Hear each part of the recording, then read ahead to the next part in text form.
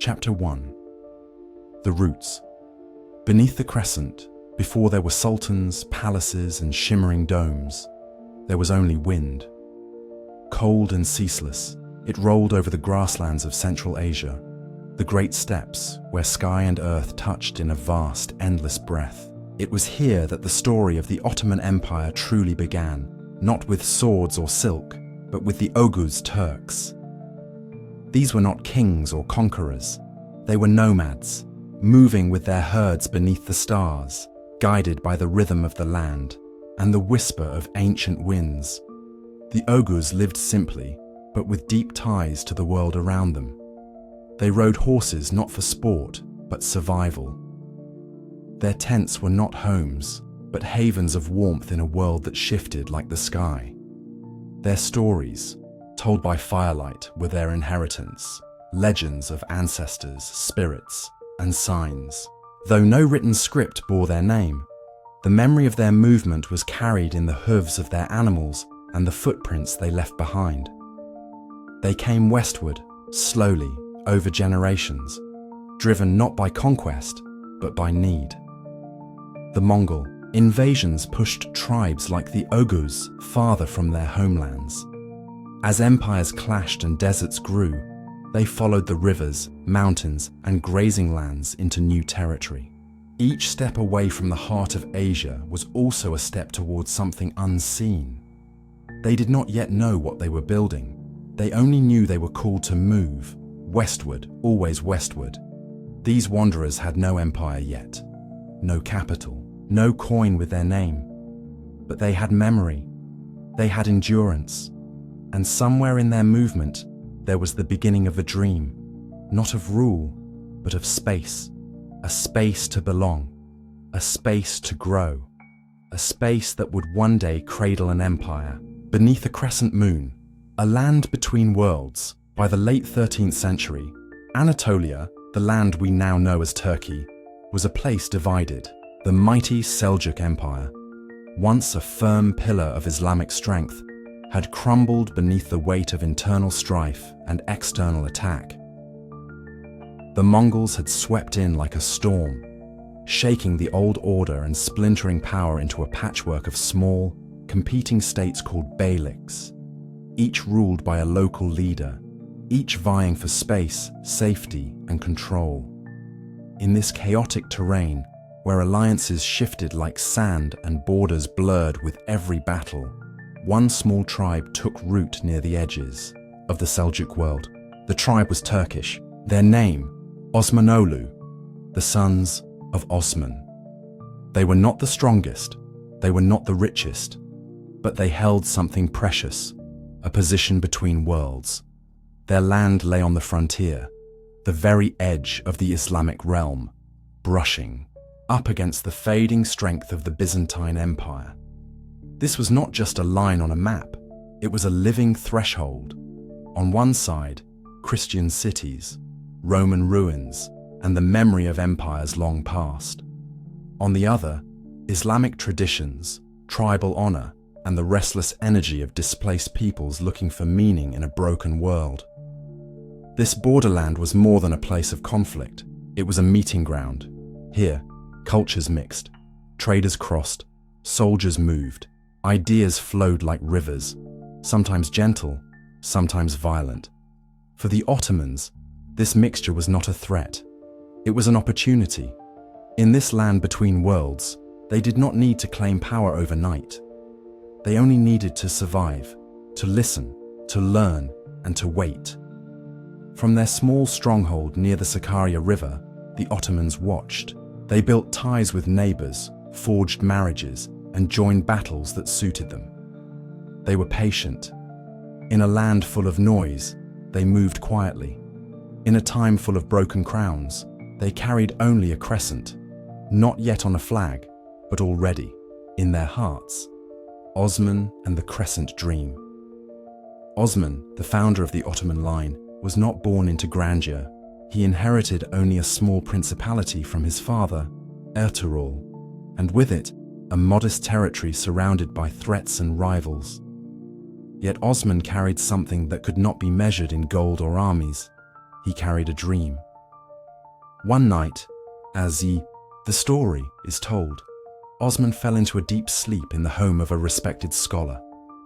There, he dreamed. In the dream, a crescent moon rose from his chest and hovered in the sky. It stretched, growing until it covered the whole world. Then, from the center of his body, a great tree sprouted. Its branches reached out to the four corners of the earth. Beneath it flowed rivers, cities, and peoples of every tongue, all gathered in its shade. When Osman awoke, he shared this vision with the scholar. The man saw in it a divine sign, a blessing from above, marking Osman not just as a leader, but as one chosen. One whose lineage would one day spread far and wide, bringing order and unity to a divided world. To some, it was only a dream, but dreams, in the hearts of the faithful, become direction. And for Osman, this vision became a guiding flame. He was not seeking conquest for its own sake. He believed he was answering a sacred call, one whispered in sleep, but written in fate. The crescent moon would become the symbol of the empire. The tree would grow through generations. But it began with one man, lying on the floor of a modest house, eyes closed, breath quiet, seeing a future no one else could. Sout, a humble beginning. In the town of Sout, small, tucked away, and easily missed. The first stone of the Ottoman Empire was laid not in marble, but in earth. This was no capital city. It had no grand gates or towers, but it had something more important, a community. Here, Osman and his people lived, prayed, worked, and slowly built the rhythm of a state. Sout was not conquered with swords. It was nurtured with patience. Wooden homes stood close together, shaped by hands that knew the feel of both bow and plough. The mosque was not ornate, but it was alive with worship. Markets bustled with grain and cloth, not gold. Here, leaders met not in palaces, but under trees, deciding not just battles, but how to live. What made Sout special was not its size, but its spirit. It was a place of balance between the past and the future, between tradition and hope. It became a sanctuary for those displaced by war, a home for tribes in search of peace, a resting place for dreamers shaped by exile. In time, its soil would give rise to leaders, laws, and legacies. But in these early days, it offered something simpler: belonging. The Ottomans began here not with empire in their hands, but with something even greater: roots. Deep roots, set not just in the ground, but in prayer, story, and belief. From these humble beginnings, the crescent would rise. Not suddenly, not violently, but like dawn, slowly, quietly, faithfully. Chapter 2. The birth of an empire. Before thrones and treaties, before sultans and silk-robed courts, there was a word that shaped the soul of the early Ottomans: Ghazi. It did not mean king. It did not mean ruler. It meant warrior. But not just any warrior, a warrior of faith, one who fought not for gold or land, but for something believed to be sacred. To be Ottoman in the early days was to be part of this tradition. The tribe that had once wandered through the steppes now found itself at the edges of empires, where belief and power collided. Here, the Ghazi spirit took root, shaped by both Islamic duty and the raw hunger of the frontier.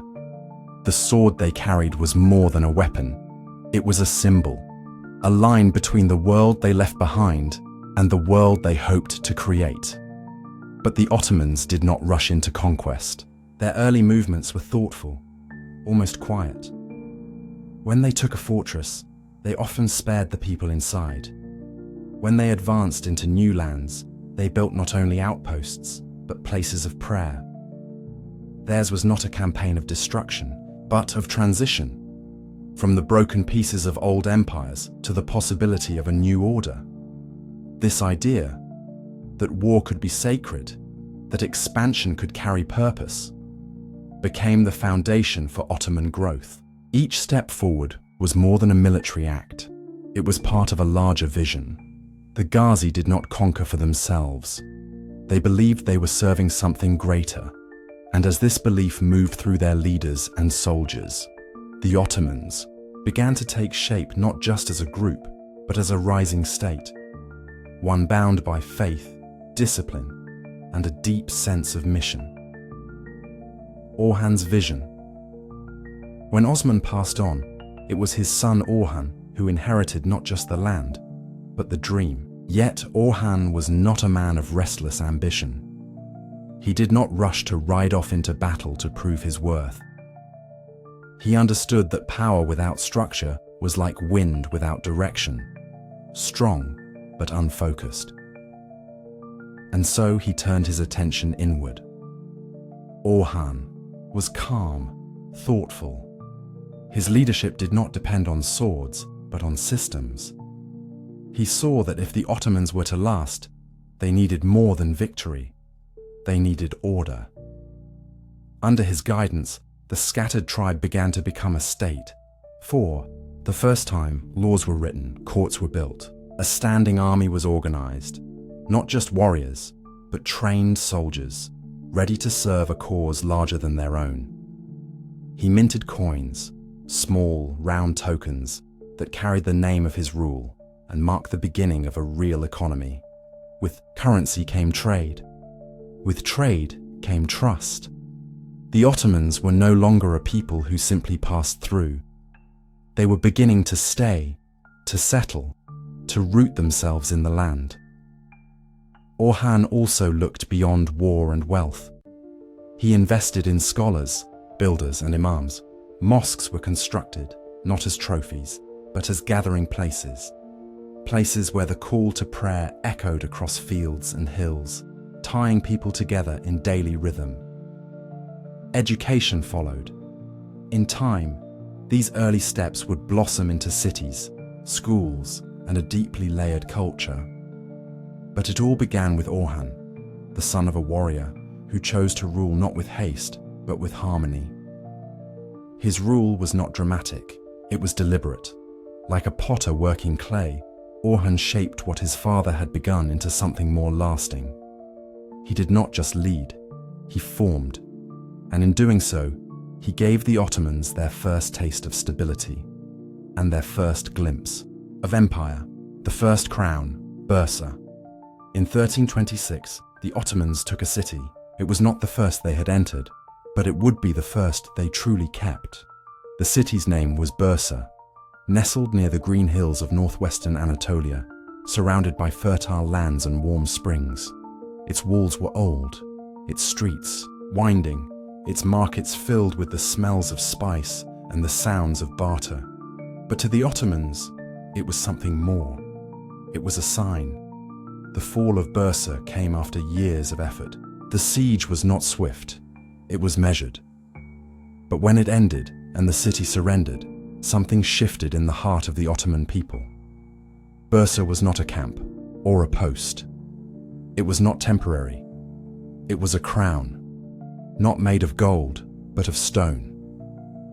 Here, they did not simply raise flags, they built foundations. The first real capital of the Ottoman Empire began to rise, not in grandeur, but in grace. Mosques were built with domes that touched the sky. Public baths were opened, where warmth and water flowed freely to rich and poor alike. Markets buzzed with trade.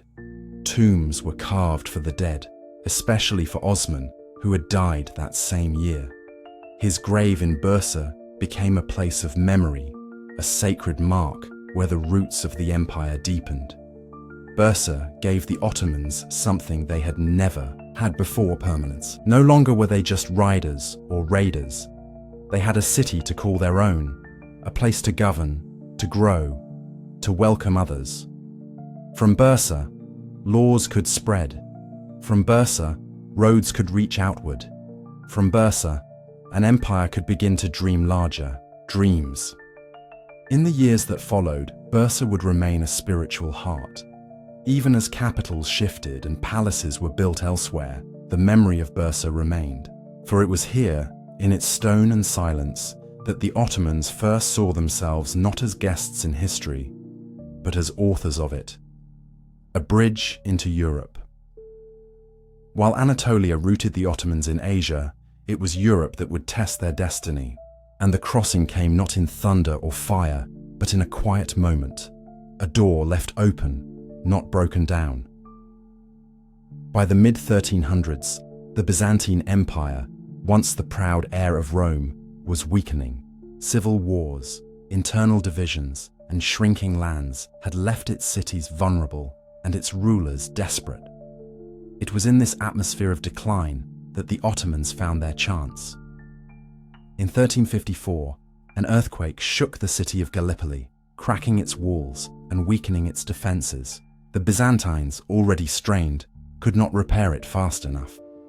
The Ottomans moved in, not with a siege, but with footsteps. They entered and held it, fortifying it quickly. And with this quiet occupation, they had crossed into Thrace, the edge of southeastern Europe. It was more than a military moment. It was a shift in geography and identity. No longer confined to Anatolia, the Ottomans now stood with one foot in each world, Asia behind them, Europe before them. And they did not step lightly. They built roads, watched the rivers, and studied the lands ahead. Their expansion into Europe was slow, cautious, and deeply intentional. This move would change everything. It would bring them into contact with new kingdoms, new cultures, and new conflicts. But it would also give them access to new trade routes, new wealth, and new ideas. The crossing into Europe was not just a passage across water. It was a crossing into history. The Ottomans did not rush forward. They paused, they prepared, they prayed, and then, with quiet confidence, they began to step deeper into a new world, a world that, in time, they would help shape. Chapter 3. The Rise of the Crescent Moon.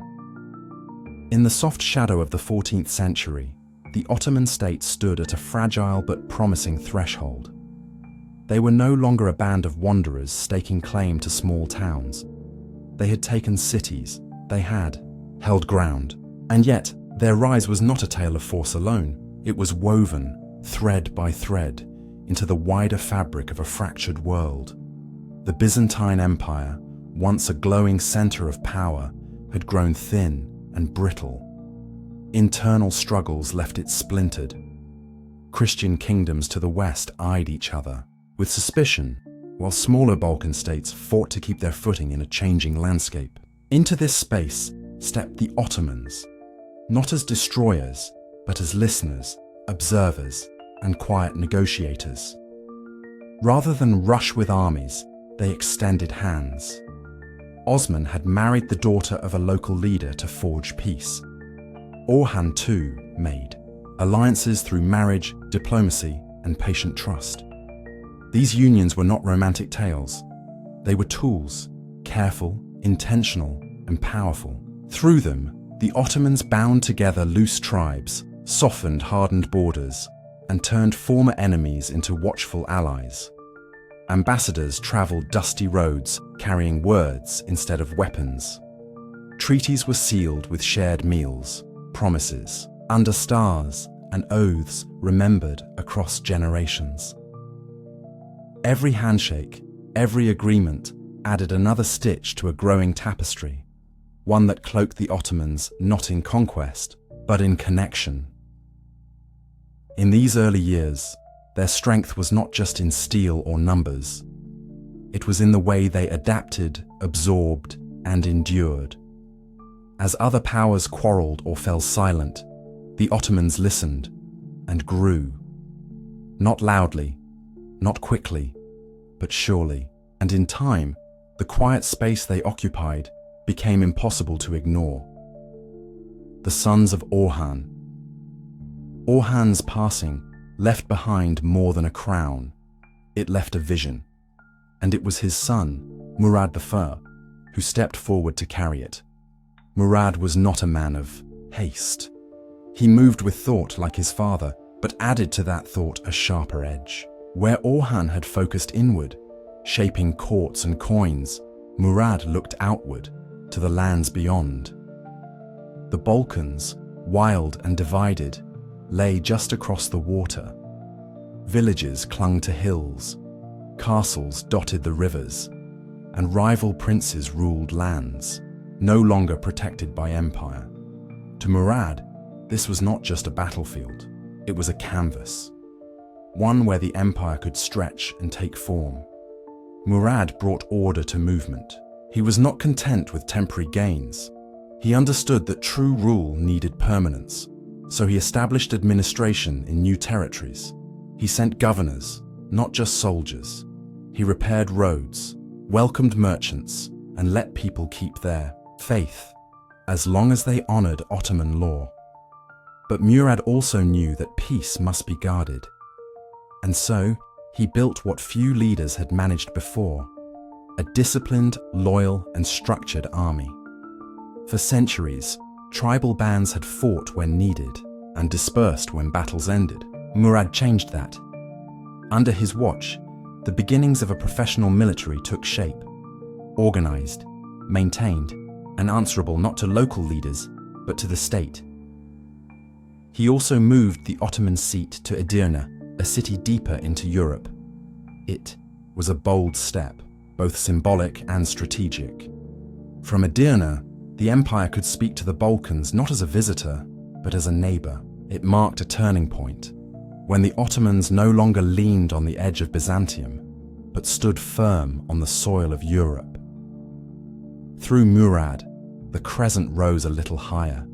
The dream Osman once saw in his sleep was beginning to stretch across rivers and plains, not as legend, but as reality. The Janissary flame. Beneath the surface of Ottoman expansion, a new force began to burn, one that would define the empire's future in both strength and sorrow. They were called the Janissaries. Their creation was unlike anything the Islamic world had seen. Young boys, taken from Christian families in the Balkans under a system called devshirme, were removed from their birth homes and brought into Ottoman service. It was a painful beginning, but from this pain, the state forged something extraordinary. These boys were not simply taught to fight, they were transformed. Raised in strict discipline, trained in the arts of war, and isolated from the outside world, they became loyal not to family, tribe, or region, but to the Sultan himself. Their hearts were made clean of personal ties, their hands were taught to move with precision, and their minds were shaped to obey. As they matured, they became not just soldiers, but symbols. The Janissaries wore distinctive uniforms and marched with a unity that struck fear into any who saw them. They were fire wrapped in silence, ready to defend the empire at a moment's notice, yet restrained enough to wait in stillness until the order came. But they were more than warriors. The Janissaries became a social class, a presence in politics and culture. They represented the idea that loyalty could be created, not inherited. That identity could be forged, not merely passed down. In their rise, the Ottomans redefined power, not through bloodline, but through belief. This force, born of loss, became the pulse of the empire's might. And though the system would later spark unrest, in these early days, the Janissaries were the flame behind the growing strength of the Crescent, a fire the world would soon come to recognize. Kosovo. Blood in the grass. In 1389, the plains of Kosovo, quiet, green and open, bore witness to a battle that would echo for centuries. On one side stood the forces of Murad I, reaching deeper into the Balkans than ever before. On the other, a coalition of Serbian and Balkan leaders, desperate to halt the Ottoman advance. The air was thick, not just with heat, but with history and the fear of what was to come. The two armies met in the tall grass. Shields clashed, arrows flew. For hours, the field turned red. Horses fell, Standards dropped, but no side gave way. Both fought, not just to win, but to endure, to hold the line against the slow tide of fate. In the chaos, a single moment turned the course of the day. Murad, the Sultan himself, was assassinated, stabbed in the heart, it is said, by a Serbian noble who had feigned surrender. The loss was deep, and silence spread among the Ottoman ranks, but they did not break. Murad's son, Bayezid, stepped forward with speed and calm. He took control before panic could rise. The Ottoman forces rallied, pressed forward, and held the field. By nightfall, the Serb-led army had scattered. The field, soaked with blood, was left to the empire that had lost its leader and found its will. Kosovo was not a clear victory. It was a wound, but it was also a signal. The Ottomans had entered Europe not as raiders, but as a presence too, strong to displace. The Balkans, once a patchwork of small kingdoms, now felt the pull of a larger power, one that would not fade with the sun. And in the quiet after the battle, as the wind moved gently through the broken grass, a truth settled. Across the land, the crescent had not come to pass through, it had come to stay. Chapter 4. The Thunder at the Walls. For over 1,000 years, Constantinople had stood, not merely as a city, but as a symbol.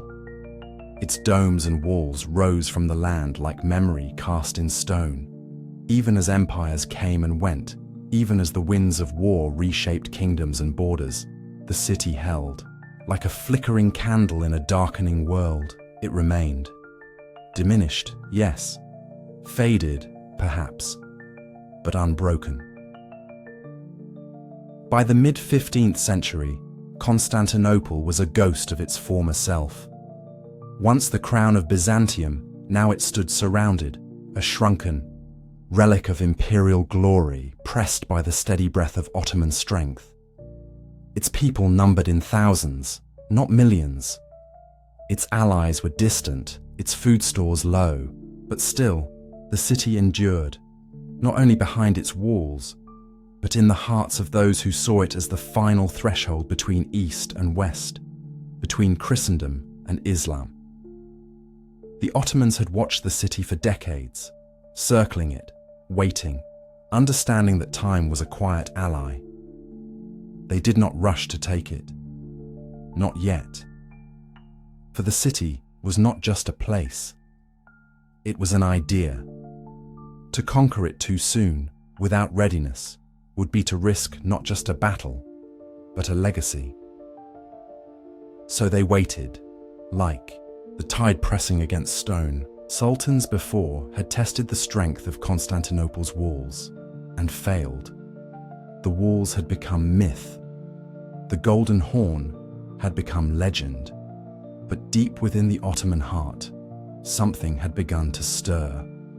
The sense that the city's silence was not eternal, that the last light of Byzantium would one day fade, and that from its shadows, something new would rise.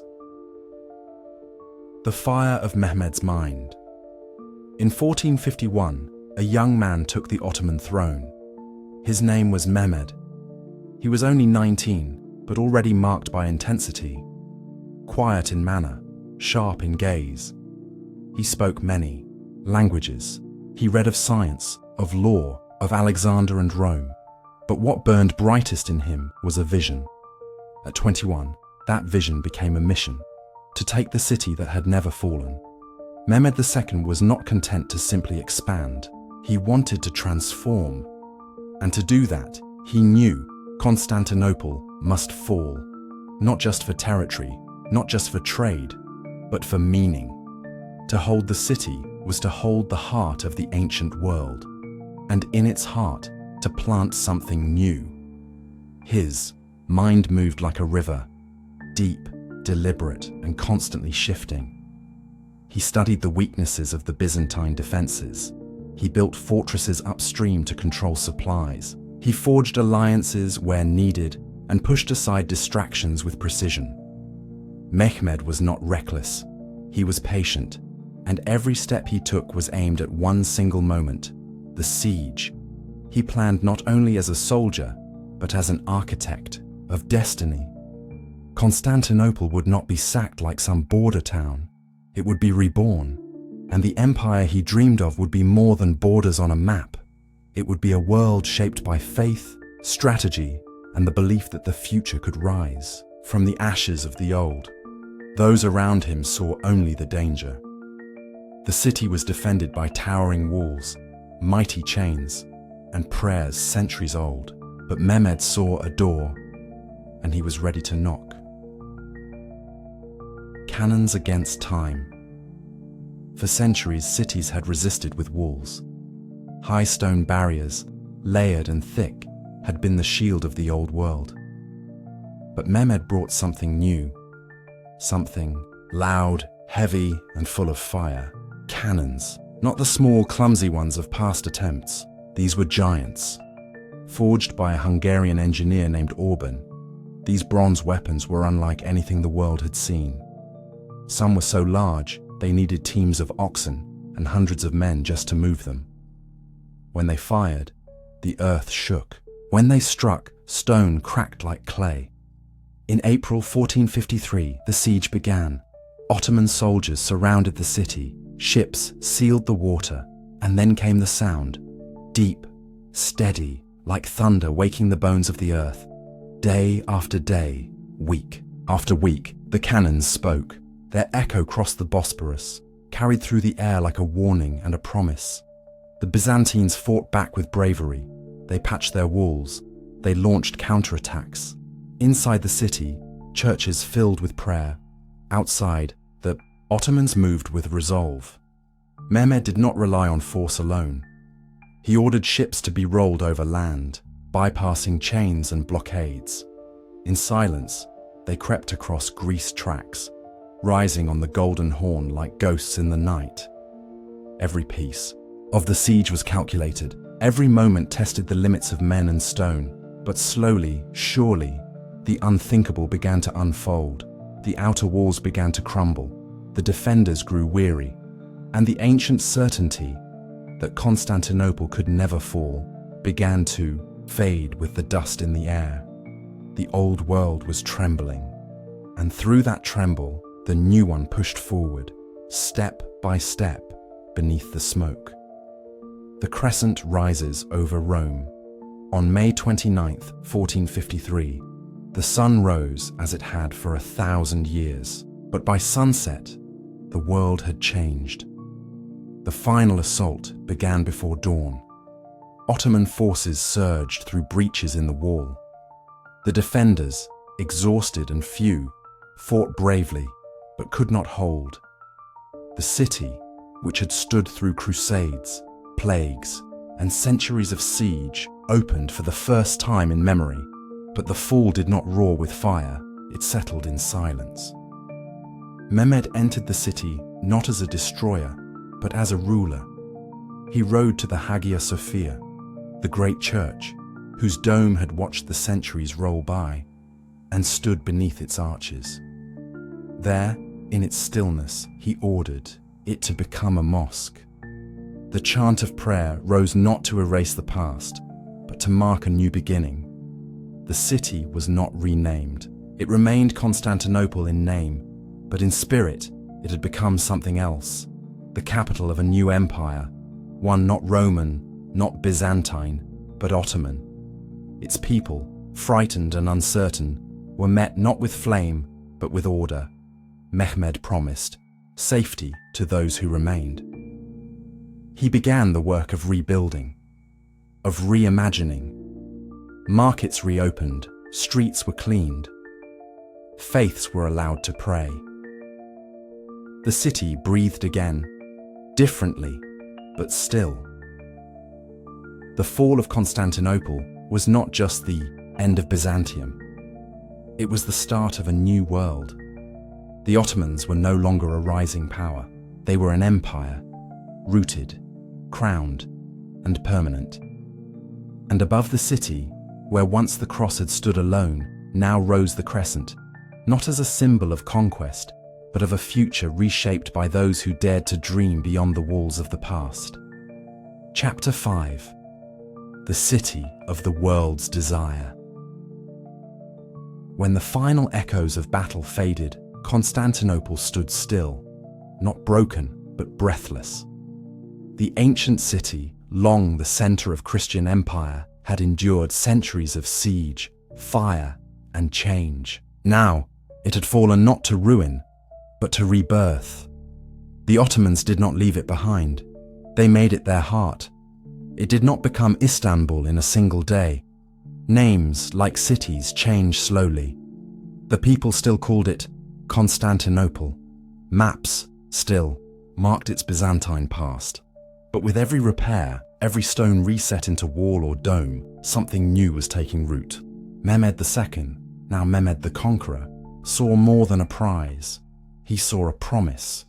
This city, once Roman, once Byzantine, would now be Ottoman. He began with care. Streets were cleared, homes rebuilt, aqueducts restored to bring life back to fountains and gardens. The great walls were repaired, not only to defend but to define. Mosques were established, including the Grand Hagia Sophia, reborn from church into masjid. Yet other churches were left standing, their doors open to those who still came to pray. Mehmed invited not just Muslims, but people of every background to return and live within the walls. Artisans, farmers, merchants, scholars. The city needed them all. Entire districts were given purpose, places for leather workers, calligraphers, bakers, and silk weavers. Life returned in patterns, not in rushes. Slowly, the city filled with breath again. Over time, the people began to call it Istanbul, a name whispered from the Greek phrase, into the city. The name did not erase the past. It layered upon it. A new chapter, written not in fire, but in foundation. This new Istanbul did not seek to erase what had come before. It sought to gather it, to blend it, to elevate it. And in doing so, it became not only the capital of the Ottoman Empire, but the envy of the world. The dome and the pen, from his seat in the former Palace of Emperors, Mehmed turned his gaze inward. He did not only want a city of walls and towers. He wanted a city of minds, of laws, of beauty. So, he reached for the dome. And for the pen. He invited architects to sketch new skylines. Mimar Atik Sinan, among the earliest of the great builders, began the long process of reshaping the city's silhouette. New mosques rose, their domes wide and calm, their minarets slender and still against the sky. Each one was more than a place of worship. It was a signal that this was now a city of Islamic spirit and Ottoman soul. At the same time, Mehmed called for scholars. He funded madrasas, schools where students learned not just the Quran, but also mathematics, astronomy, philosophy, and medicine. Libraries were filled with manuscripts from across the Islamic world. Laws were gathered, revised, and written into firm codes. Judges were appointed not by favor, but by merit. Justice was not perfect, but it was pursued. In the court, poets wrote of rose gardens and fallen empires, of dreams and duties. Historians recorded the past so that it would not vanish into silence. Calligraphers, with ink-stained fingers, shaped verses into art, turning script into something that moved both eye and heart. This city, Istanbul, was no longer just a fortress. It had become a center, a place where thought and structure met, where knowledge was treated not as luxury, but as necessity. Where to build a dome was to reach for the divine, and to write a law was to guard the earth beneath it. Mehmed was not just a conqueror of cities. He was a cultivator of civilization. And in the long years of his rule, the capital he crafted became not just Ottoman, but timeless, the mosaic of faith. In the soft hum of Istanbul's winding streets, the sounds of prayer rose in many voices. The call to prayer echoed from the minarets. Church bells still rang in older districts, and in quiet corners, the murmur of Hebrew could be heard above open scrolls. It was not harmony, not always, but it was coexistence. The Ottomans, from their earliest days, had ruled over diverse peoples, and Mehmed, recognizing the complexity of his new capital, made room for that diversity beneath the rule of law. Christians and Jews were allowed to keep their faiths, their churches, their synagogues. They paid special taxes, a mark of their difference, but they were not driven out. In time, the empire formalized this system under what would be called the millet structure. Each religious community was allowed a degree of self-rule. They had their own leaders, their own schools, their own courts for internal matters. So long as they honored the sultan's authority and paid their dues, they were largely left in peace. In practice, life was complex. There were tensions, there were inequalities, but there was also remarkable endurance. In a world torn by religious war elsewhere, crusades in Europe, inquisitions in Spain, Istanbul stood as a mosaic. Its streets did not always blend these pieces smoothly, but they held. Jewish refugees fleeing Christian Europe found sanctuary here. Greek Orthodox leaders were respected as heads of their flock. Armenian Christians found a home. The Ottomans did not require sameness. They required order, and within that order, many found a space to breathe. The empire would change, and with it, this balance would shift. But in the early Golden Age, under Mehmed and those who followed, Istanbul became a living map of belief, stitched not with borders, but with human voices lifted in prayer. The whisper of Suleiman. While Mehmed ruled with vision and fire, in another chamber of the palace, a boy was learning. His name was Suleiman. He was born to a future still unseen, but already the wheels of empire were turning around him. Suleiman was not yet the sultan. He was a child, but his world was shaped by the legacy of Mehmed, the rhythm of Istanbul, the stories told in court and study hall. He watched scholars debate law. He saw maps rolled open and redrawn. He walked beside his tutors in gardens filled with calligraphy and roses, and slowly, his mind absorbed more than facts. It absorbed ideals. His lineage was strong. His father, Selim I, would expand the empire further, stretching it deep into the Arab world. But even as a boy, Suleiman carried something else. Not only ambition, but vision. A sense of scale. A longing for justice. A quiet mind that listened before it ruled. He would one day be called the Magnificent. He would build mosques that touched the heavens, laws that shaped society, and poems that echoed with longing.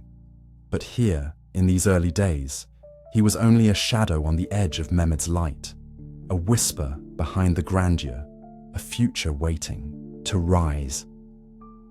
Istanbul, by then, was already vast, but in Suleiman's time, it would become legendary. And though his story would unfold later, his footsteps had already begun to fall on the marble paths his grandfather restored, walking slowly, but toward greatness. Chapter 6. Suleiman the Magnificent. When Suleiman ascended the throne in 1520, he did not inherit a struggling kingdom. He stepped into the heart of a vast, breathing empire. From the banks of the Danube to the golden sands of Damascus, the Ottoman realm was already expansive, pulsing with trade, tradition, and layered authority. But Suleiman did not simply sit upon this legacy, he shaped it. He was only 26 when the crown passed to him, yet he carried the weight of an emperor who understood more than power. He knew empire was not made by conquest alone, it was made in balance, between the sword and the scroll, between outer expansion and inner peace. The Ottoman Empire had always grown by absorbing difference. Now, it would be refined by bringing that difference into order. Suleiman did not begin his reign with noise. He began with silence, with study, reflection, and long hours beneath the hanging lamps of Topkapi Palace, where the murmur of the world came filtered through velvet and stone. He knew war. He had learned strategy, but he also knew language, art, faith. He had read of the kings of Persia, the caliphs of Baghdad, and the emperors of Rome, and from their echoes, he sought to shape a reign that did not just expand land, but spirit.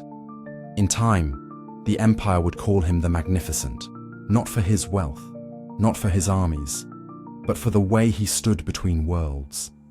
East and West, justice and power, silence and glory, and held them in steady, graceful hands. The lawgiver's hand, among the names history has given him, one remains closest to the heart of his people: Kanuni, the lawgiver. In the early days of his reign, Suleiman turned his gaze not toward the battlefield, but toward the court. The empire, vast and filled with many voices, needed more than borders. It needed clarity. Justice had been uneven. Local customs clashed. Judges varied in their rulings.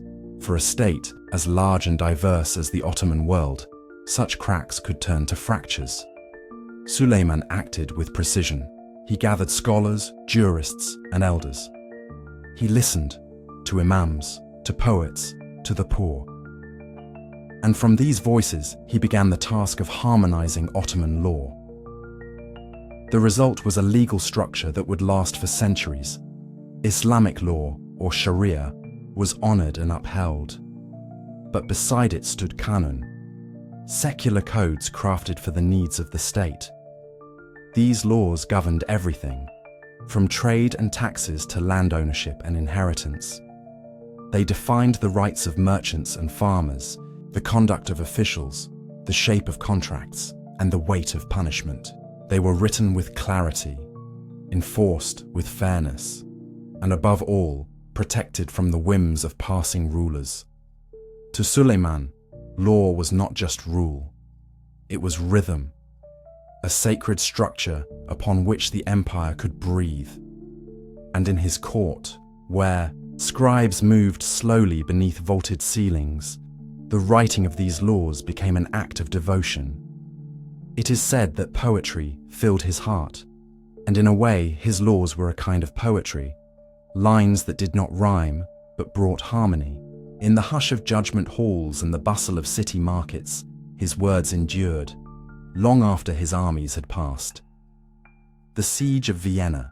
In 1529, the empire reached westward again. Suleiman, now seasoned in rule and revered across continents, led his armies into Europe, their destination, Vienna. The decision was not made lightly. The Holy Roman Empire had pressed into Hungary, threatening Ottoman stability in the region. Suleiman, who had already defeated Hungarian forces at Mohacs 3 years earlier, saw Vienna not simply as a city, but as a statement. To reach its gates would be to show the world the reach of the Crescent. His army was immense, tens of thousands strong, accompanied by cannons, tents, engineers, and scribes. They moved like a river of discipline and fire, crossing rivers and plains with precision. But as they neared Vienna, the sky turned against them. Autumn rains came heavy, roads became swamps, supplies lagged, and the walls of Vienna, though smaller than Constantinople's once had been, stood strong. The siege began. Tunnels were dug, cannons fired, yet the defenders held firm. They had prepared well.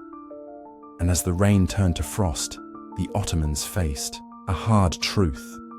To remain was to suffer. To press forward was to risk collapse. Suleiman, ever the tactician, chose withdrawal. He would return once more in 1532. But again, the city stood. These sieges did not break Vienna, but neither did they break Suleiman. In their quiet failure, he revealed something deeper than ambition: restraint. He knew when to fight, and he knew when to wait. The borders of Europe would hold, but not untouched.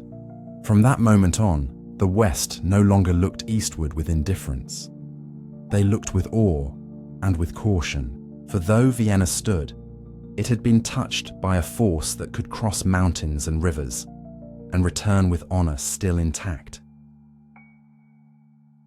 Roxolana and the inner court, in the hidden heart of the palace, behind gilded doors and latticed screens, stood a world few ever saw.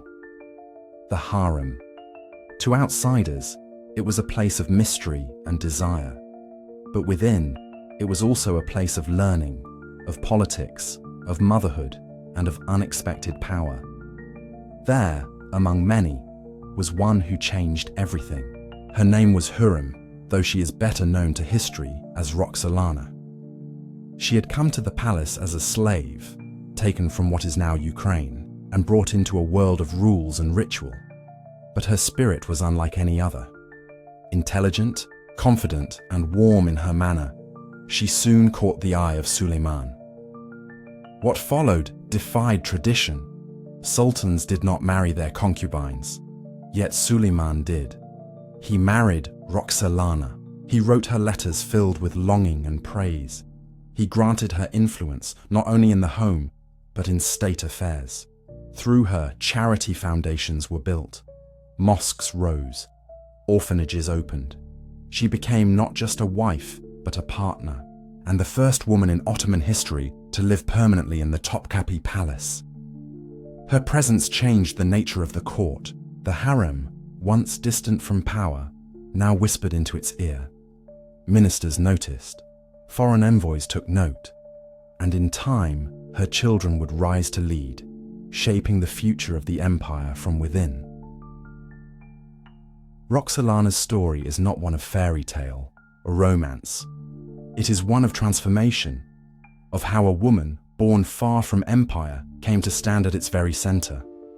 And beside her, Suleiman showed not only strength, but trust. In his love for her, he revealed the softness beneath the steel. And, in doing so, he reshaped what it meant to rule. Chapter 7. The Golden Thread. The empire had known its share of conquests. It had raised banners over distant lands, marched armies through snow and desert, and watched cities fall beneath its might. But in the calm that followed, when swords were lowered and courts were settled, something more lasting began to take shape. And no figure embodied this quiet strength more than Mimar Sinan. He was born a Christian, taken through the Devshirme system, and raised in the heart of the empire. Yet it was not in war that his legacy was written. It was in stone. Over the course of his long life, Sinan became the chief imperial architect, shaping the Ottoman world not with maps or laws, but with domes and light. He built over 300 structures, mosques, bridges, aqueducts, schools, tombs. Each one was more than function, it was form made holy. His lines were gentle, his arches stretched upward like prayers. His courtyards welcomed not only bodies, but souls. His masterwork, the Süleymaniye Mosque in Istanbul, still rests like a crown above the city's hills. Commissioned by Suleiman the Magnificent, it was more than a house of worship. It was a universe of balance. The dome rises like the sky itself, wide and calm. The minarets lean gently into heaven. Beneath it all flows harmony, of space, of silence, of structure. Sinan's designs were not loud. They did not shout their greatness. Instead, they whispered, with shadows and sunlight, with the hush of footsteps over stone floors. His mosques were not monuments to power. They were sanctuaries of presence, and through them, the empire found a new way to speak, not through armies or decrees, but through space itself. Where Sinan placed a window, light followed. Where he drew a line, beauty lived.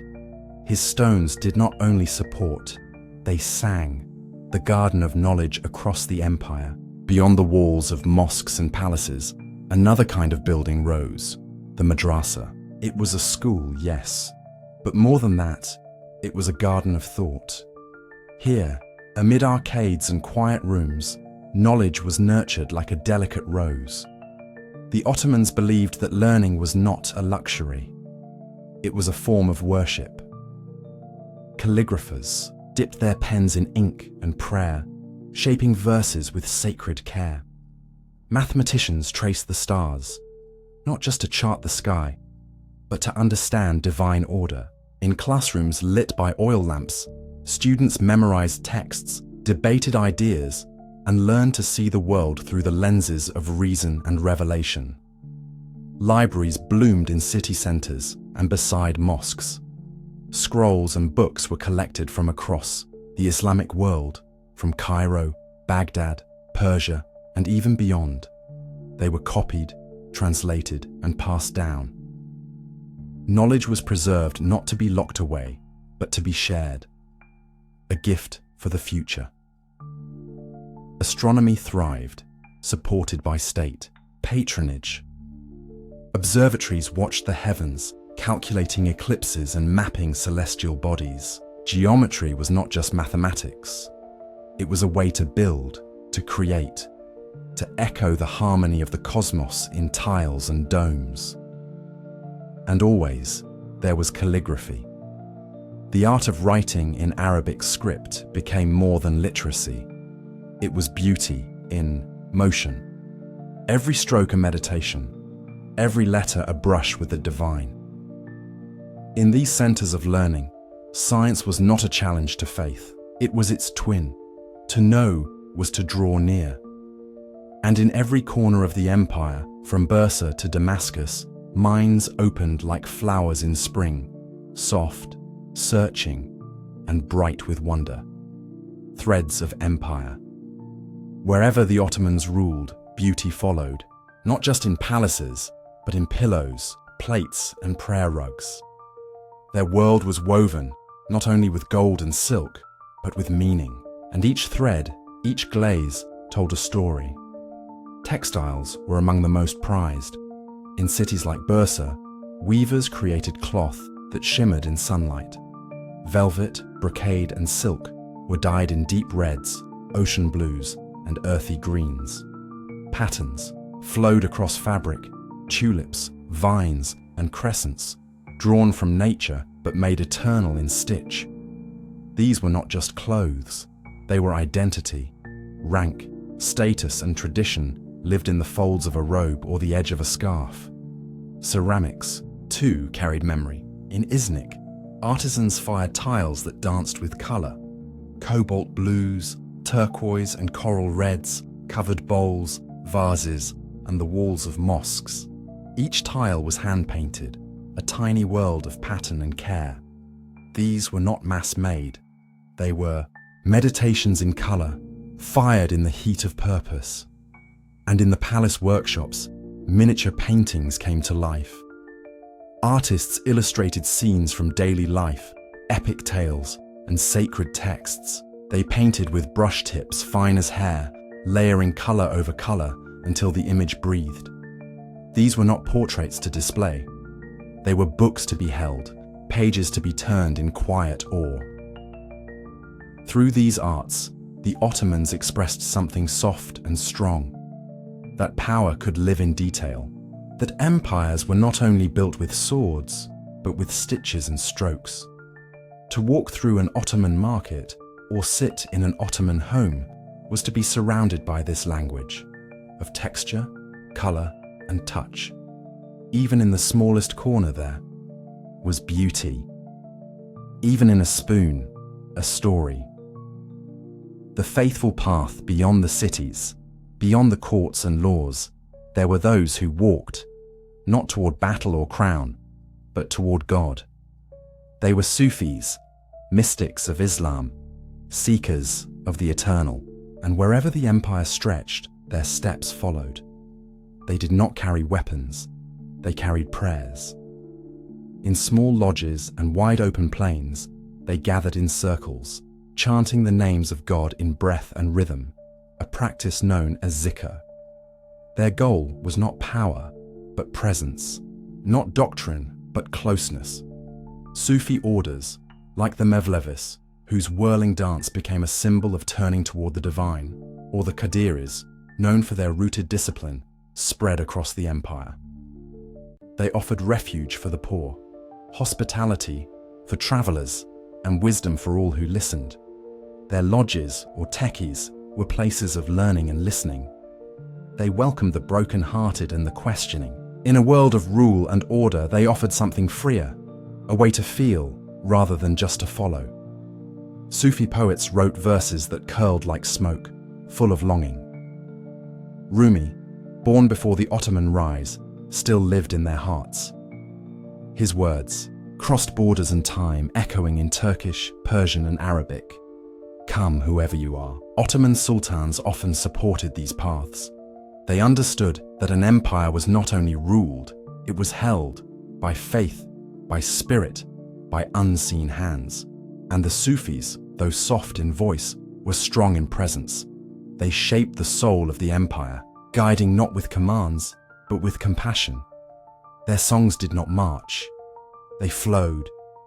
And in that flow, they carried something timeless.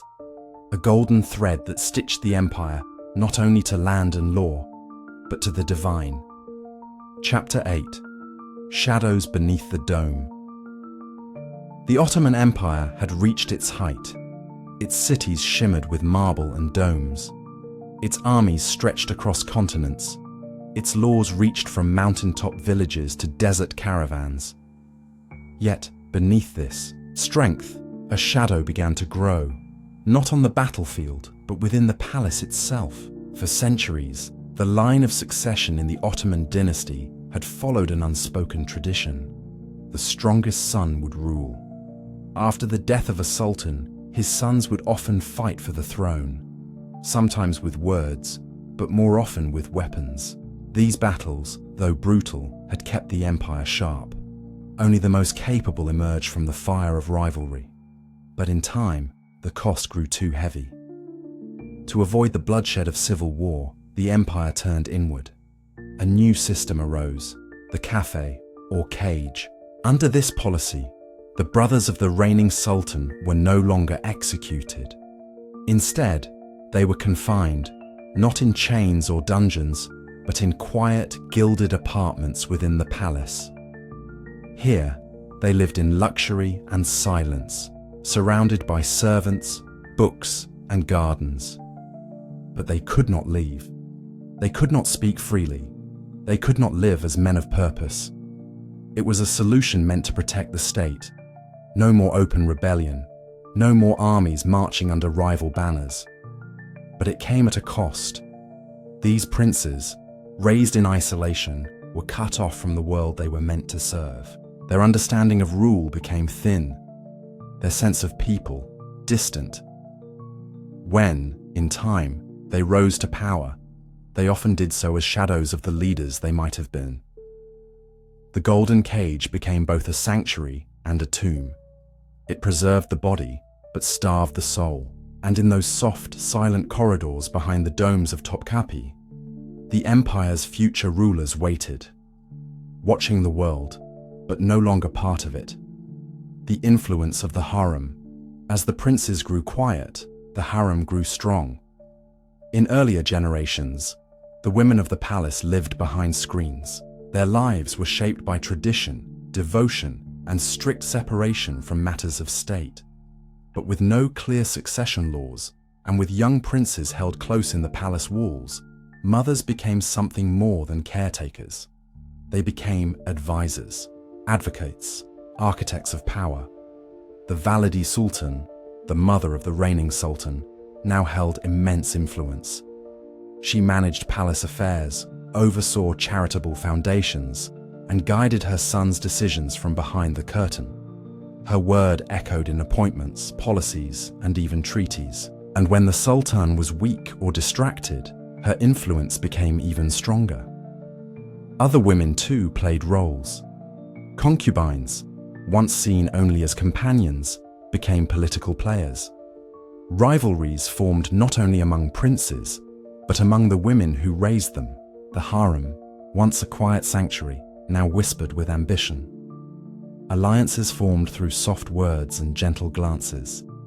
Information passed not through letters, but through silken conversations in candlelit chambers. Some women worked for peace. They built schools, hospitals, and mosques. They used their voice to protect the weak and advise the throne. Others used their place for personal gain, pushing their sons forward at any cost. In both cases, the influence was real, and it reshaped the heart of the court. This era, often called the Sultanate of Women, was not a collapse of order. It was a shift from visible power to hidden strength, from public rule to private strategy. And while the empire's banners still flew high, the hands that guided them were sometimes soft, jeweled, and unseen, coins of uncertainty. While the palace stirred with quiet change, the empire's foundation, its economy, began to tremble. The Ottomans had long been rich. Trade routes passed through their lands. Taxes flowed from distant provinces. Gold and silver filled the treasury. But by the late 16th century, the world was shifting. New trade paths opened across oceans, bypassing the traditional roads of silk and spice. European powers, once on the fringe, now sent ships directly to India and beyond. The old channels of wealth began to dry. At the same time, silver from the Americas flooded global markets, causing inflation across continents. The Ottoman currency, once strong and stable, began to lose value. Prices rose. Coins were debased. Ordinary people struggled to afford basic goods. Farmers sold their harvests for less. Merchants watched their profits shrink. Corruption crept in like damp beneath stone. Officials, paid in weak currency, demanded bribes to survive. Provincial governors skimmed taxes. Soldiers grumbled over their wages. The Janissaries, once the empire's elite guard, began to act more like a guild than a disciplined force. They demanded raises, refused orders, and sometimes rose in rebellion.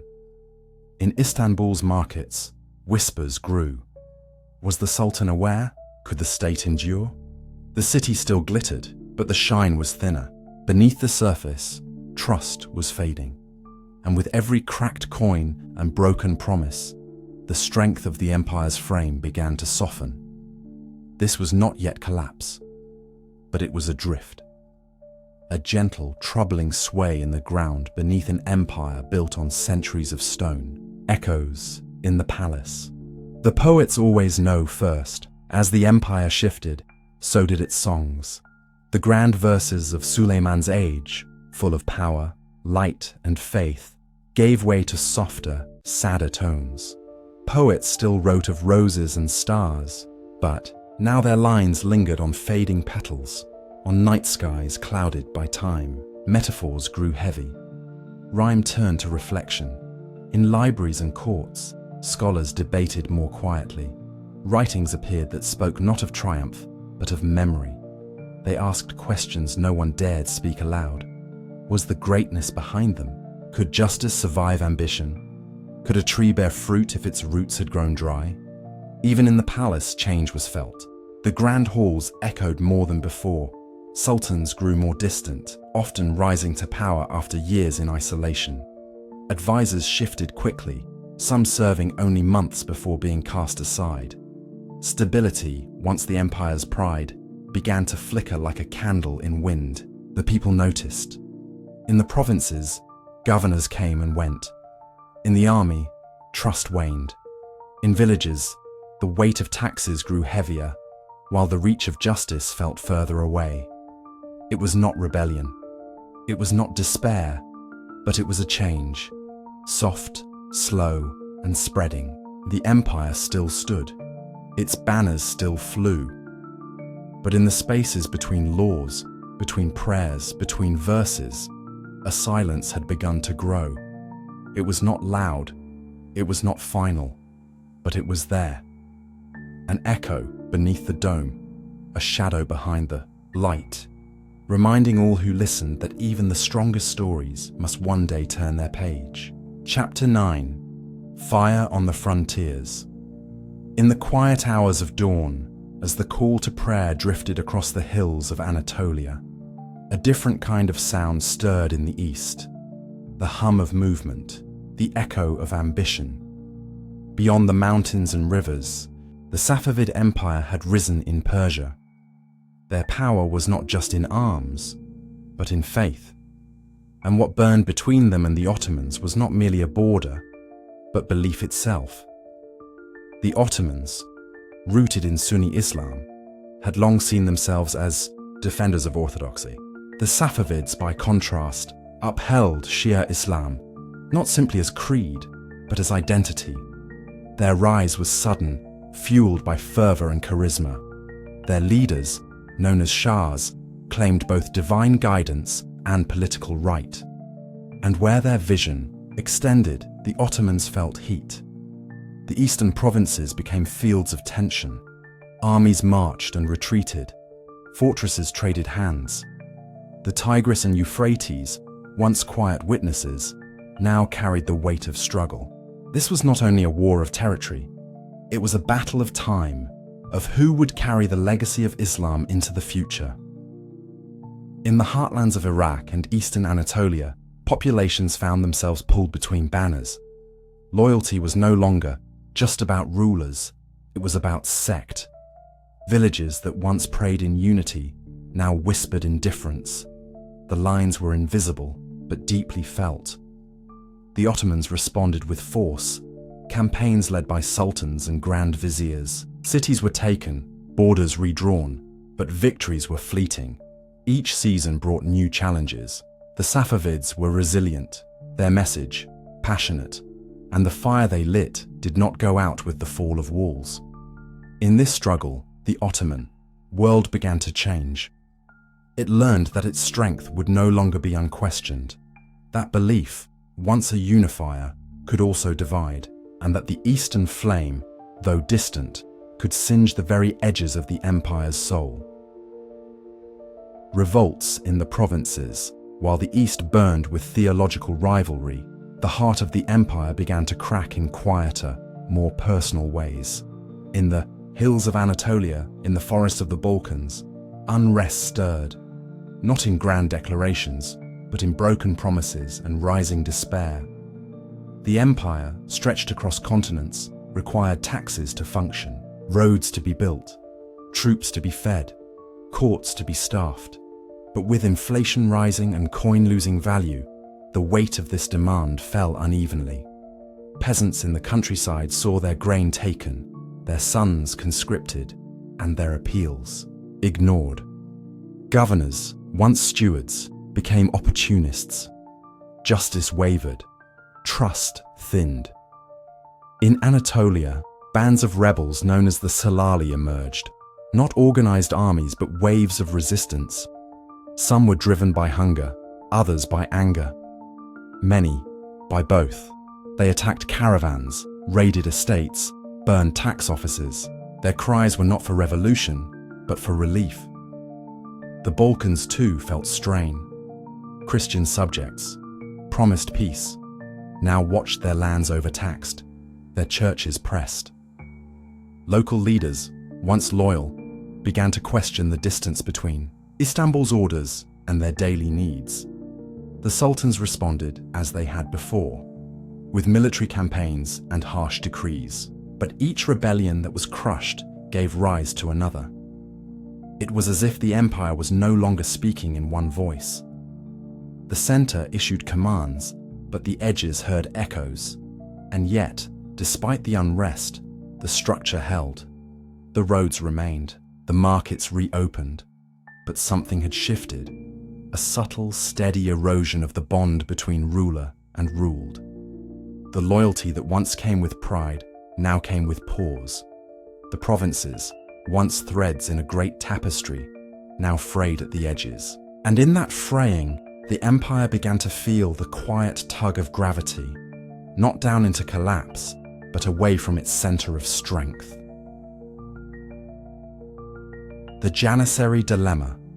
Once, the Janissaries had been the pride of the sultans, a corps of soldiers raised, from childhood, loyal not to blood or gold, but to the throne itself. They marched in perfect formation. They prayed in disciplined rows. They had held the line at Kosovo, stormed the walls of Constantinople, and guarded the gates of Vienna. But now, in the 17th century, that sharpness had dulled. The system that once made them strong had softened. The devshirme, the collection of Christian boys for training, became inconsistent. Janissary ranks swelled with men born into the corps, not chosen. Loyalty shifted from duty to entitlement.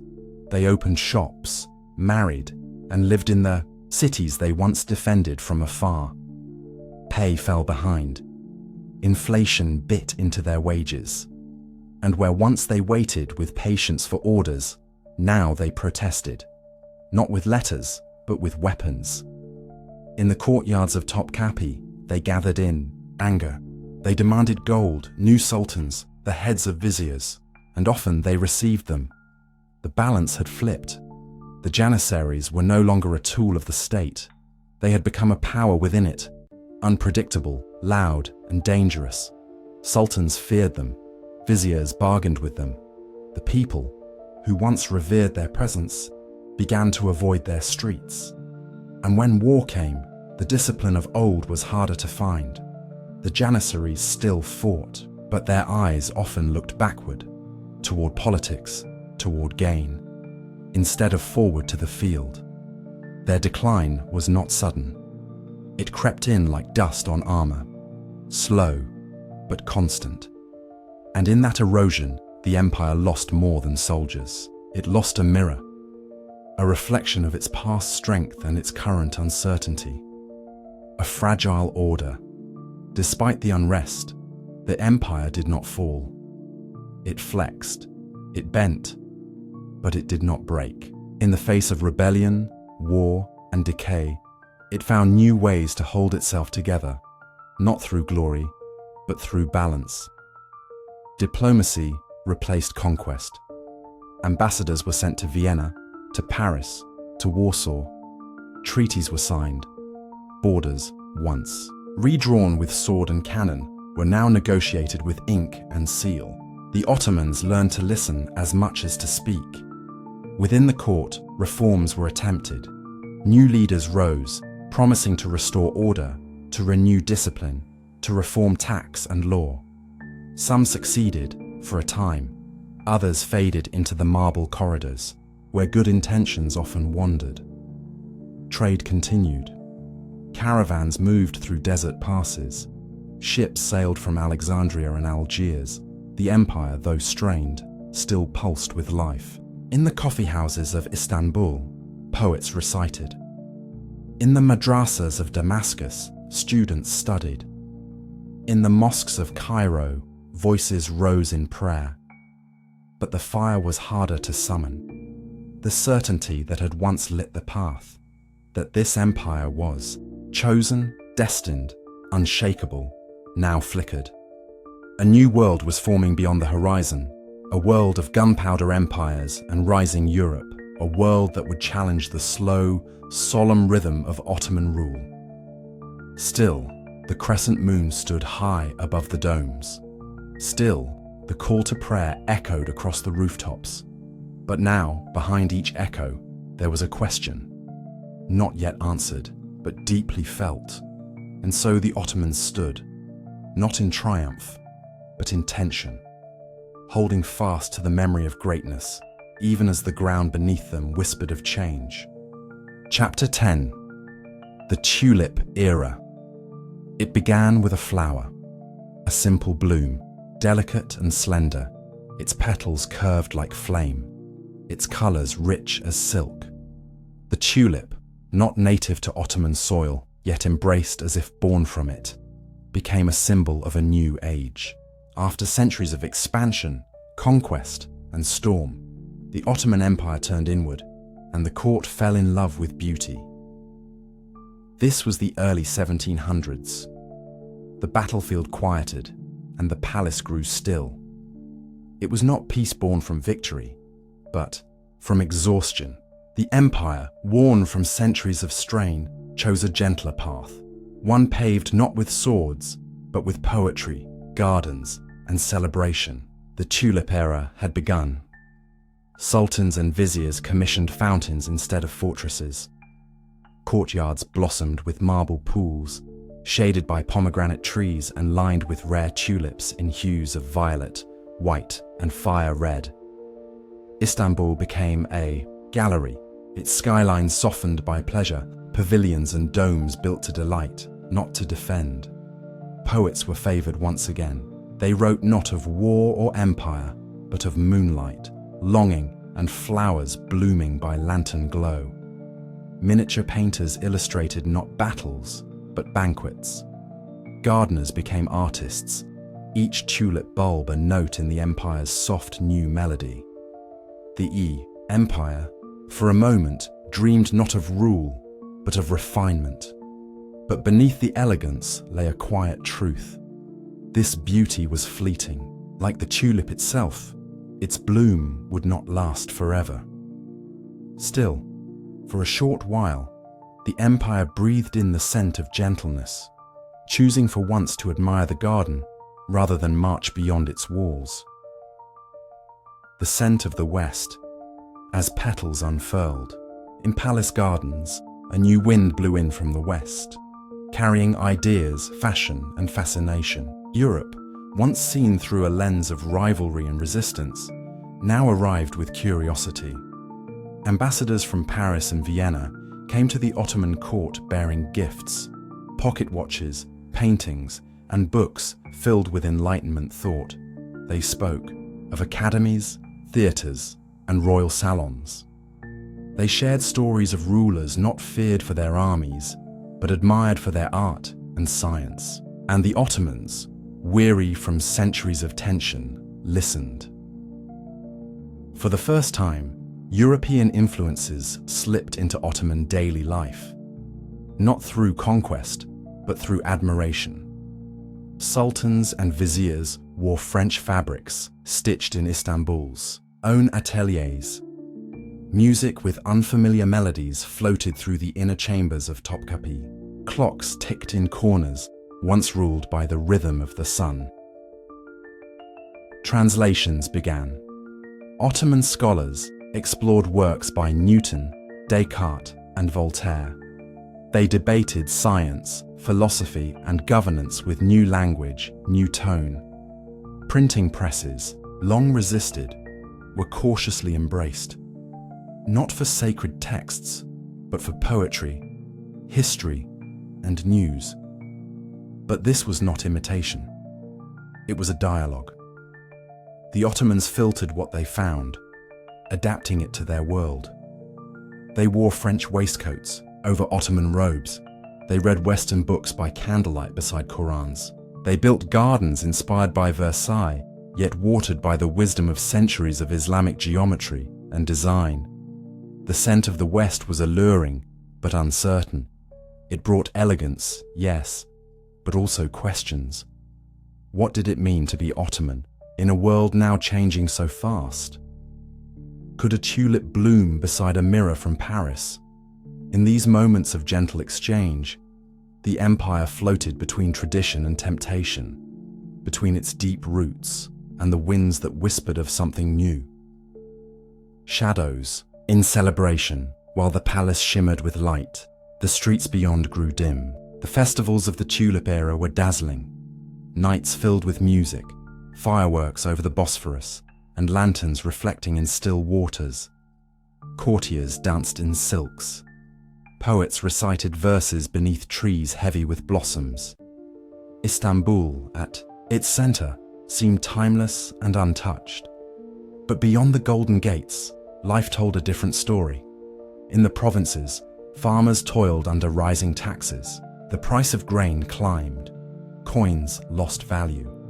Roads once patrolled by just governors fell under the control of petty warlords and local bandits.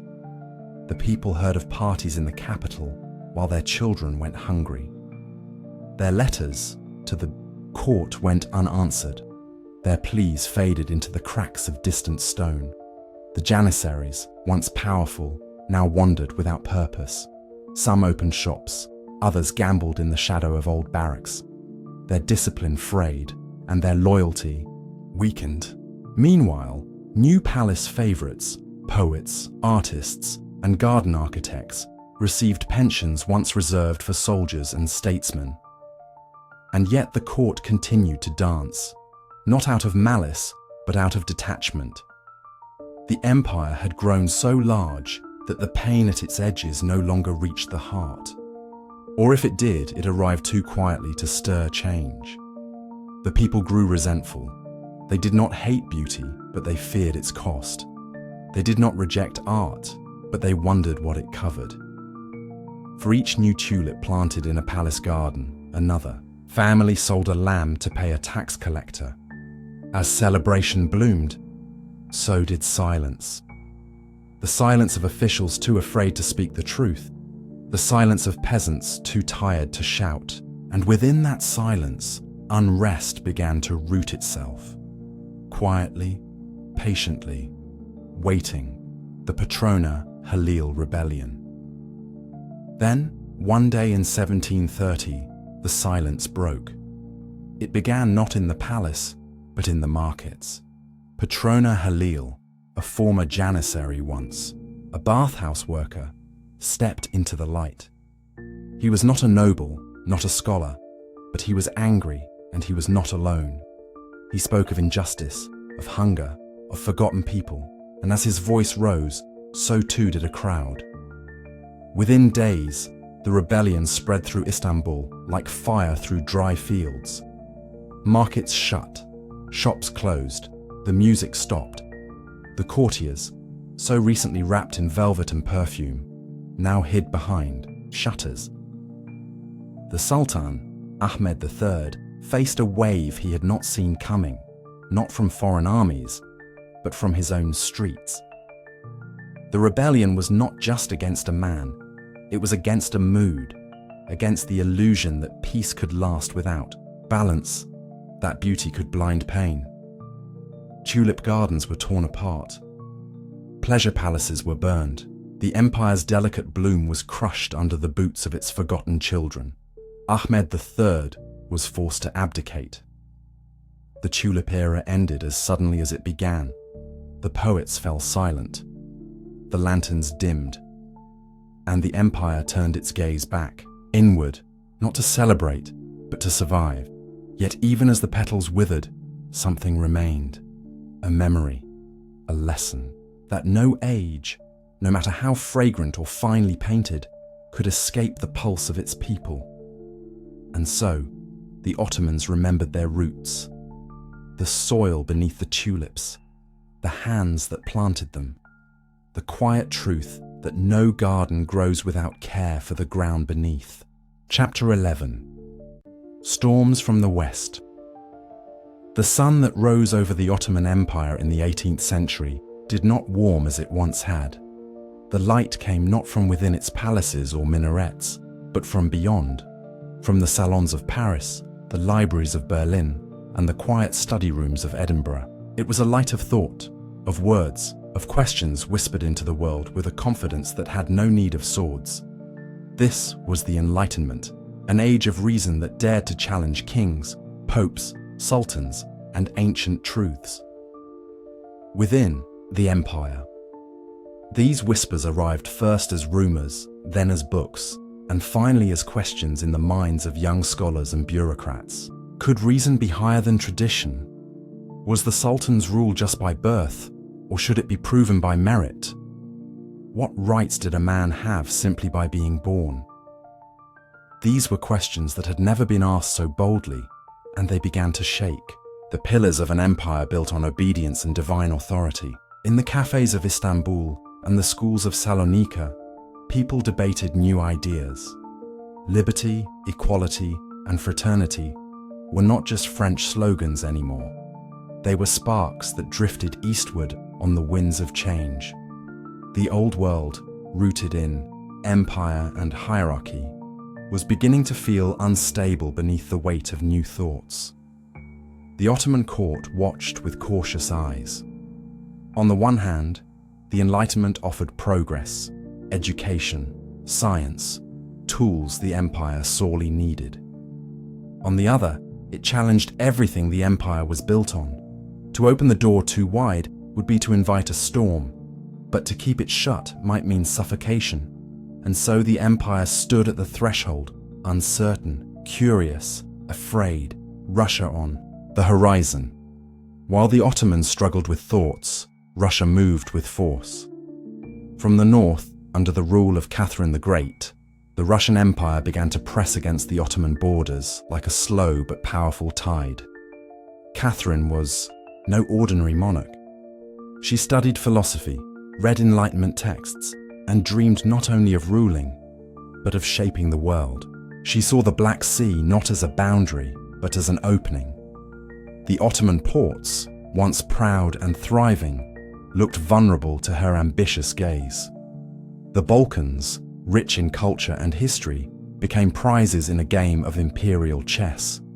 Under her command, Russian armies moved south, and naval fleets took aim at Ottoman strongholds along the coast.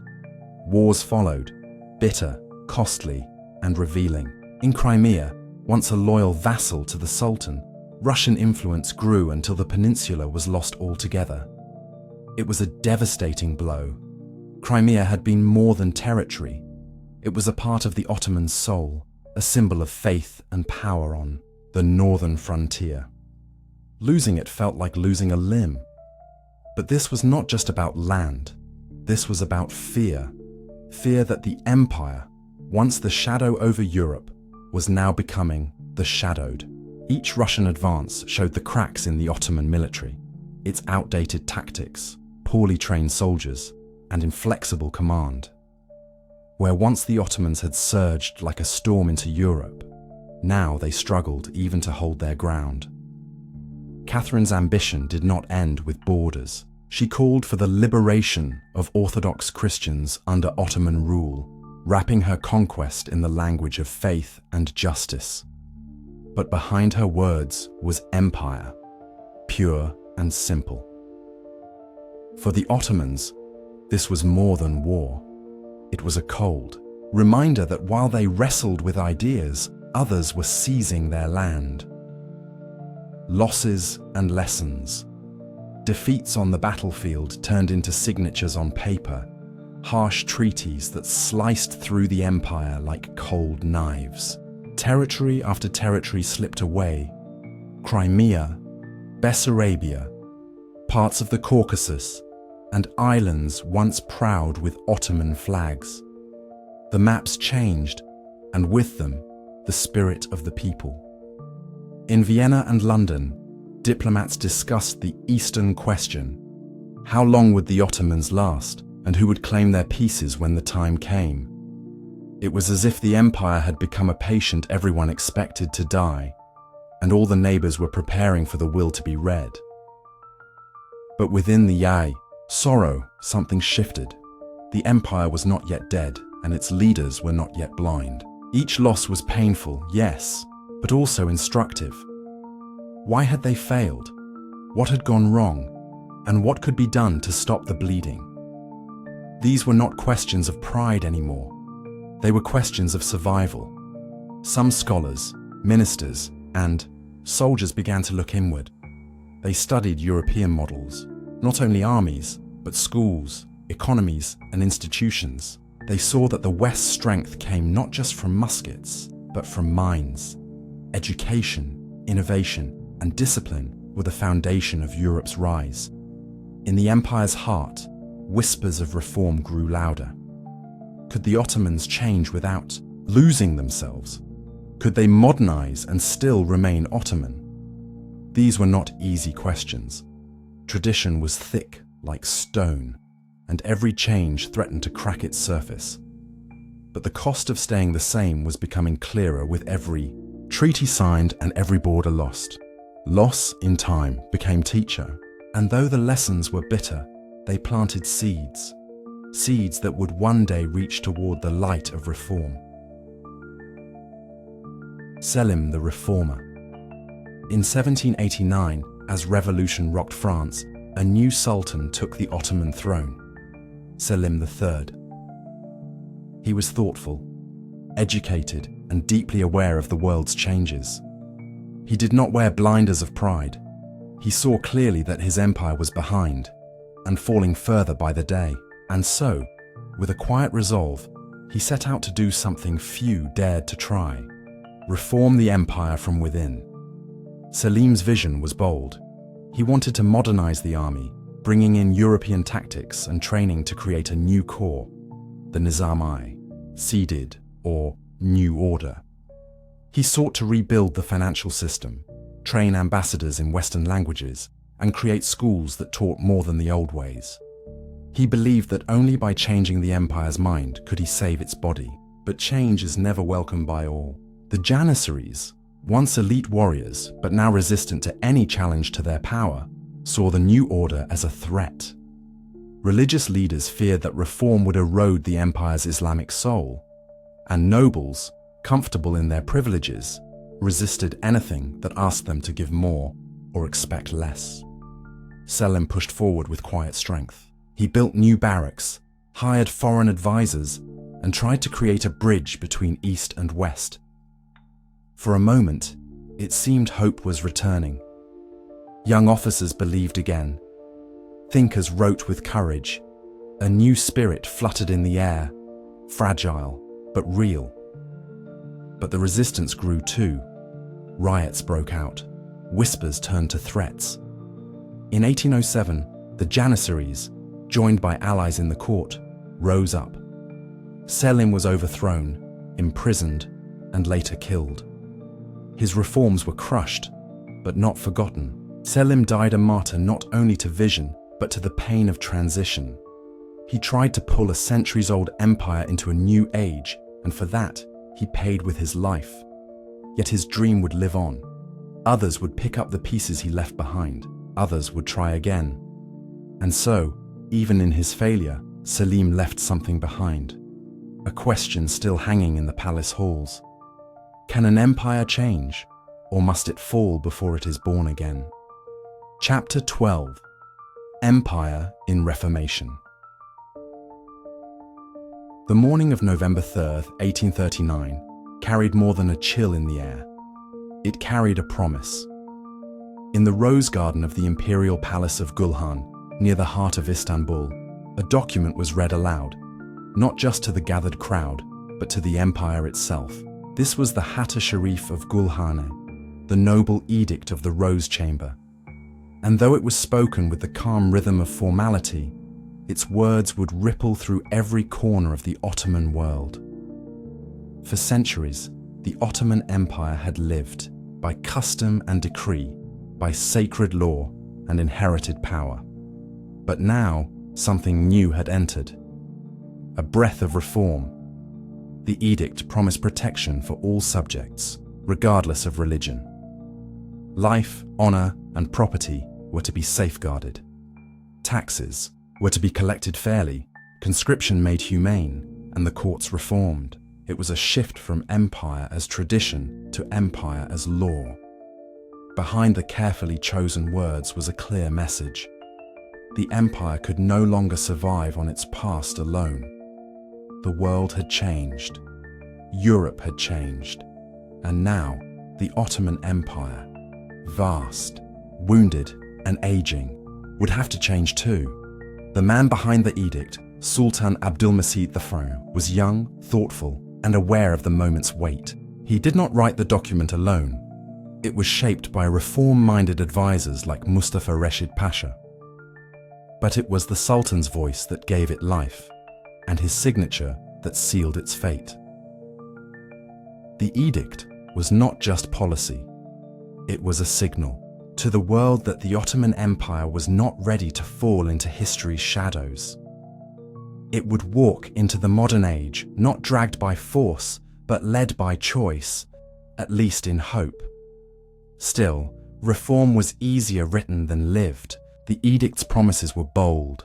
Keeping them would prove far harder. Bureaucrats and barracks. The words spoken in the Rose Garden soon gave way to action.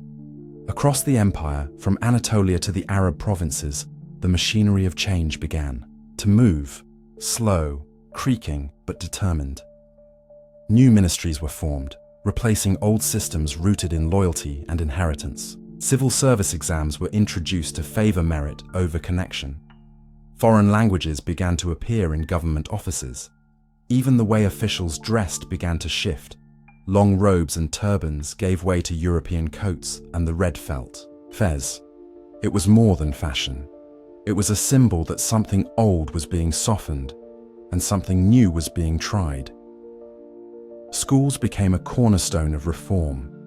Military academies, teacher colleges, and civil administration schools were built, with a goal: to train a new generation that could speak the language of the modern world. Textbooks were printed. Subjects like geography and history joined theology and law. The empire, long rooted in religious scholarship, now made room for mathematics and science. The army, too, was reshaped. The Janissaries, once feared and later disbanded in bloody rebellion, were replaced by a modern structured force. Uniforms mirrored those of Europe. Marching drills echoed Western discipline. Military schools were open to instill order, loyalty, and knowledge.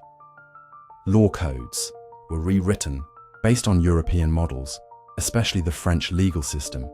These new laws sought to bring clarity where once there had been custom and improvisation. For the first time, Muslim and non-Muslim subjects were to be treated equally in courts, at least on paper.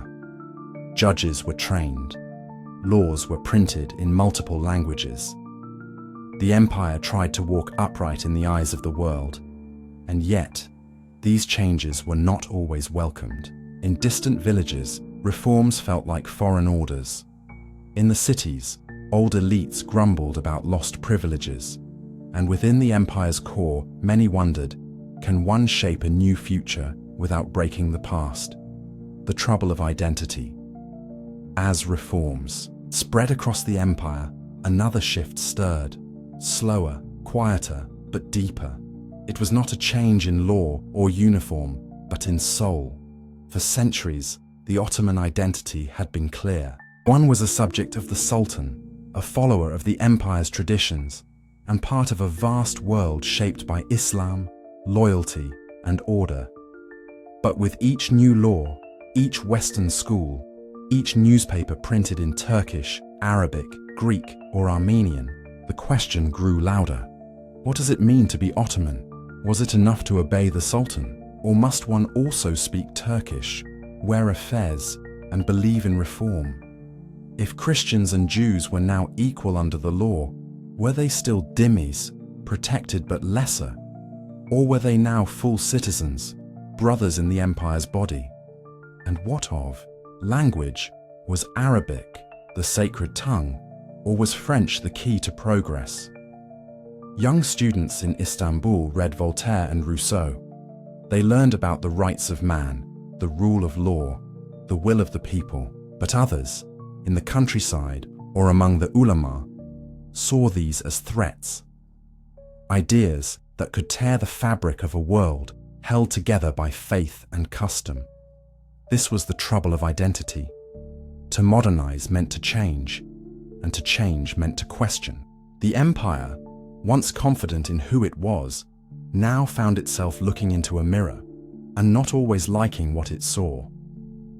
In coffee houses, mosques, salons, and schools, people debated quietly. Some believed the empire could blend tradition and reform, like two rivers flowing into one sea. Others feared that the new ideas would drown what made the empire unique. The Tanzimat reforms aimed to unite, but in doing so, they revealed how many threads were woven into the Ottoman cloth, and how easily they could unravel. The whisper of nationalism. While the empire debated who it was, others were asking a different question. Why should we stay in the Balkans, where Orthodox Christians had lived under Ottoman rule for centuries? The dream of independence was no longer just a whisper. It had become a song, quiet yet growing. Inspired by the Enlightenment, fueled by Romanticism, and encouraged by European powers, nations like Serbia, Greece, and Bulgaria began to imagine a future beyond empire. In Serbia, Uprisings in the early 19th century had already shaken Ottoman control. By the mid-century, Serbian leaders had won autonomy. Schools taught Serbian language and history. Folk tales of heroes and freedom replaced stories of loyalty to the Sultan. Greece had broken free after a brutal war of independence, a war watched closely by European poets and politicians who painted it as a struggle between East and West, between tyranny and freedom. With its independence in 1830, Greece became a model for others, a small nation rising from the empire's grasp. In Bulgaria, nationalism moved more quietly at first. Churches and schools became centers of identity. The desire to use the Bulgarian language in worship instead of Greek became a political demand. By the 1870s, these cultural currents turned into rebellion. Nationalism was not only about borders, it was about belonging. For those in the Balkans, reform did not erase memories of past oppression or inspire confidence in a shared future. It offered rights, yes, but many asked, rights under whose flag? As each group found its voice, the empire found itself losing its breath. The Tanzimat had hoped to bind subjects with equality, but instead, the promise of equality sometimes led to the question of why remain Ottoman at all? By the century's end, nationalism was no longer a whisper. It was a force, loud, proud, and unstoppable. And the empire, though still vast, began to feel small in the face of so many breaking away. Chapter 13: Cracks in the Crescent. By the time the sun rose on the final decades of the 19th century, the Ottomans no longer stood as giants over Europe. Their shadow, once wide and commanding, had grown thin and uncertain. Across the empire's western frontier, a storm had been gathering, slow at first like smoke in the trees, then bursting into flame. The Balkans, long restive and proud, had become the stage for a fiery unraveling. Serbia moved first. Once a vassal state, it pushed hard against Ottoman oversight, and after a series of revolts and foreign support, it claimed independence, first in spirit, then in name. Romania followed, shedding its ties to the Porte. Greece, with its long memory of ancient glory, had already broken away earlier in the century, but now it pressed further, reaching into Thessaly and beyond. The fire did not stop there. Bulgaria, fueled by a revival of language and faith, became the next spark. A brutal uprising in 1876, met with violent suppression, shocked the world. News of villages burned and people slaughtered reached European capitals, and the outcry brought not only sympathy, but also armies. The Russo-Turkish War of 1877-78 pushed the Ottomans even farther back. When peace came, it came in ink, but it read like a map of retreat. Serbia, Romania, and Montenegro were granted full independence. Bulgaria, though technically still Ottoman, was free in all but name.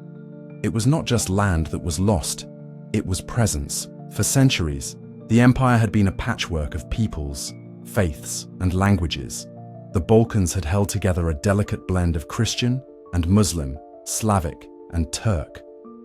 Now that fabric was tearing. What once had been Ottoman, in law, in architecture, in spirit, was now a memory. And though the empire tried to hold what remained, it could not stop the pull of nationalism or the power of outside pressure. The blaze had spread, and though some fires dimmed, new embers waited beneath the ash. The Armenian question. While the empire's western borders burned with rebellion, another tension began to grow in the east. Quieter, but no less dangerous. In the rugged highlands of eastern Anatolia, the Armenian people lived as they had for generations. Farmers, merchants, priests, and poets. They were Christians in a Muslim-majority empire, and though they had long paid their taxes and accepted their place, change was in the wind. The Tanzimat reforms of the mid-century had promised equality, and for many Armenians, this lit a hope. They built schools, opened presses, and dreamed of a future where they could live with full rights under the Ottoman flag. But hope, when not met with change, can become frustration. And frustration, if left long enough, can breed suspicion. As nationalism surged across the Balkans, the Ottomans feared it might take root among the Armenians as well. Were they loyal citizens or waiting rebels? Whispers turned to warnings. Complaints turned to accusations. The government began to see shadows. And in those shadows, they believed enemies might grow. The 1877 war with Russia made things worse. Many Armenians lived near the border. Some helped the Russians, hoping they might gain protection or autonomy. Others remained loyal to the empire. But in times of fear, distinctions fade. The Ottoman state began to treat all Armenians with suspicion. In the years that followed, pressure increased. Kurdish tribal forces, sometimes encouraged by the state, attacked Armenian villages. Reforms promised to protect the Armenians never fully arrived. Petitions for justice went unanswered, and by the 1890s, violence had become routine. The world noticed. Western powers spoke out, but their words did little. Inside the empire, the Armenian question became not a dialogue, but a silence filled with fear. The Armenians were caught in a storm not of their making, between an empire that doubted them and a world that did not yet know how to help. The wound that opened here would not close quickly. It would deepen, and in time, it would bleed. The sultans' struggle. In the midst of so many changes, revolts, reforms, betrayals, one man stood at the center of the storm, Sultan Abdul Hamid II. He came to power in 1876, a time of crisis. The empire was fragile, surrounded by enemies and divided within. But Abdul Hamid was determined to hold it together with his mind, his will, and, when necessary, his fear. He began with promise. The empire briefly adopted a constitution, and a parliament was opened, a bold step toward modern governance. But when war broke out with Russia and defeat followed close behind, Abdul Hamid dissolved the assembly and took control into his own hands. From that point on, he ruled as an autocrat, alone at the top, burdened by both vision and paranoia. To the outside world, he was the Red Sultan, remembered for the bloodshed of the 1890s. But within the empire, his rule was more complex. He invested in education, building hundreds of schools, including technical colleges and universities. He supported railways, stretching steel tracks from Istanbul deep into the Arabian deserts. He strengthened communication lines, centralized the bureaucracy, and tried to revive the spirit of Islamic unity, not just in Turkey, but across the Muslim world. And yet, his hand was heavy. He expanded the secret police. Dissent was silenced. Newspapers were shut down. Books were banned. Prisons filled with poets, professors, and even former allies. The fear of disloyalty grew so thick that whispers became dangerous, and trust became rare. His reign was full of contradiction. Progress and punishment walked side by side. For every school built, a prison followed. For every speech of unity, a quiet crackdown came next. Abdul Hamid ruled with brilliance, but also with isolation. He listened less and watched more. And though he delayed the empire's fall, he also deepened its divides. In the end, his grip became a cage, not just for others, but for himself. The palace, once a center of command, became a fortress of solitude. The empire was still standing, but its soul was tired. The quiet of loss. There was no great collapse, no final battle, no flag pulled down in surrender. Instead, there was a slow fading. the kind that creeps in quietly, like evening shadows stretching over familiar ground. As the 19th century neared its end, the Ottoman Empire remained, still vast on maps, still proud in rituals, but something had changed. The pace of time had moved faster than the empire could follow, and in its halls, its streets, and its villages, a deep quiet began to settle. Territories were gone, not all at once, but piece by piece. The Balkans had broken away. Egypt, though still under nominal control, was now ruled by Britain. Tunisia had fallen under French influence. Even within the remaining lands, the grip of the center had loosened. Governors acted with more independence. Local leaders rose where sultans once commanded. The people too felt the weight, not always in battle, but in memory. The world they had known, of empire, of unity, of greatness, was slipping into story. Grandparents told tales of a stronger past. Children grew up with maps that looked smaller, with schools that spoke of reform, and with dreams that no longer stretched as far. It was not despair, but it was grief, the quiet kind that walks beside you without speaking. The empire had not fallen, but it had changed, and for many, that change felt like a loss. Istanbul, once the center of a world, now watched as other cities grew louder. Vienna, London, Paris, even Moscow.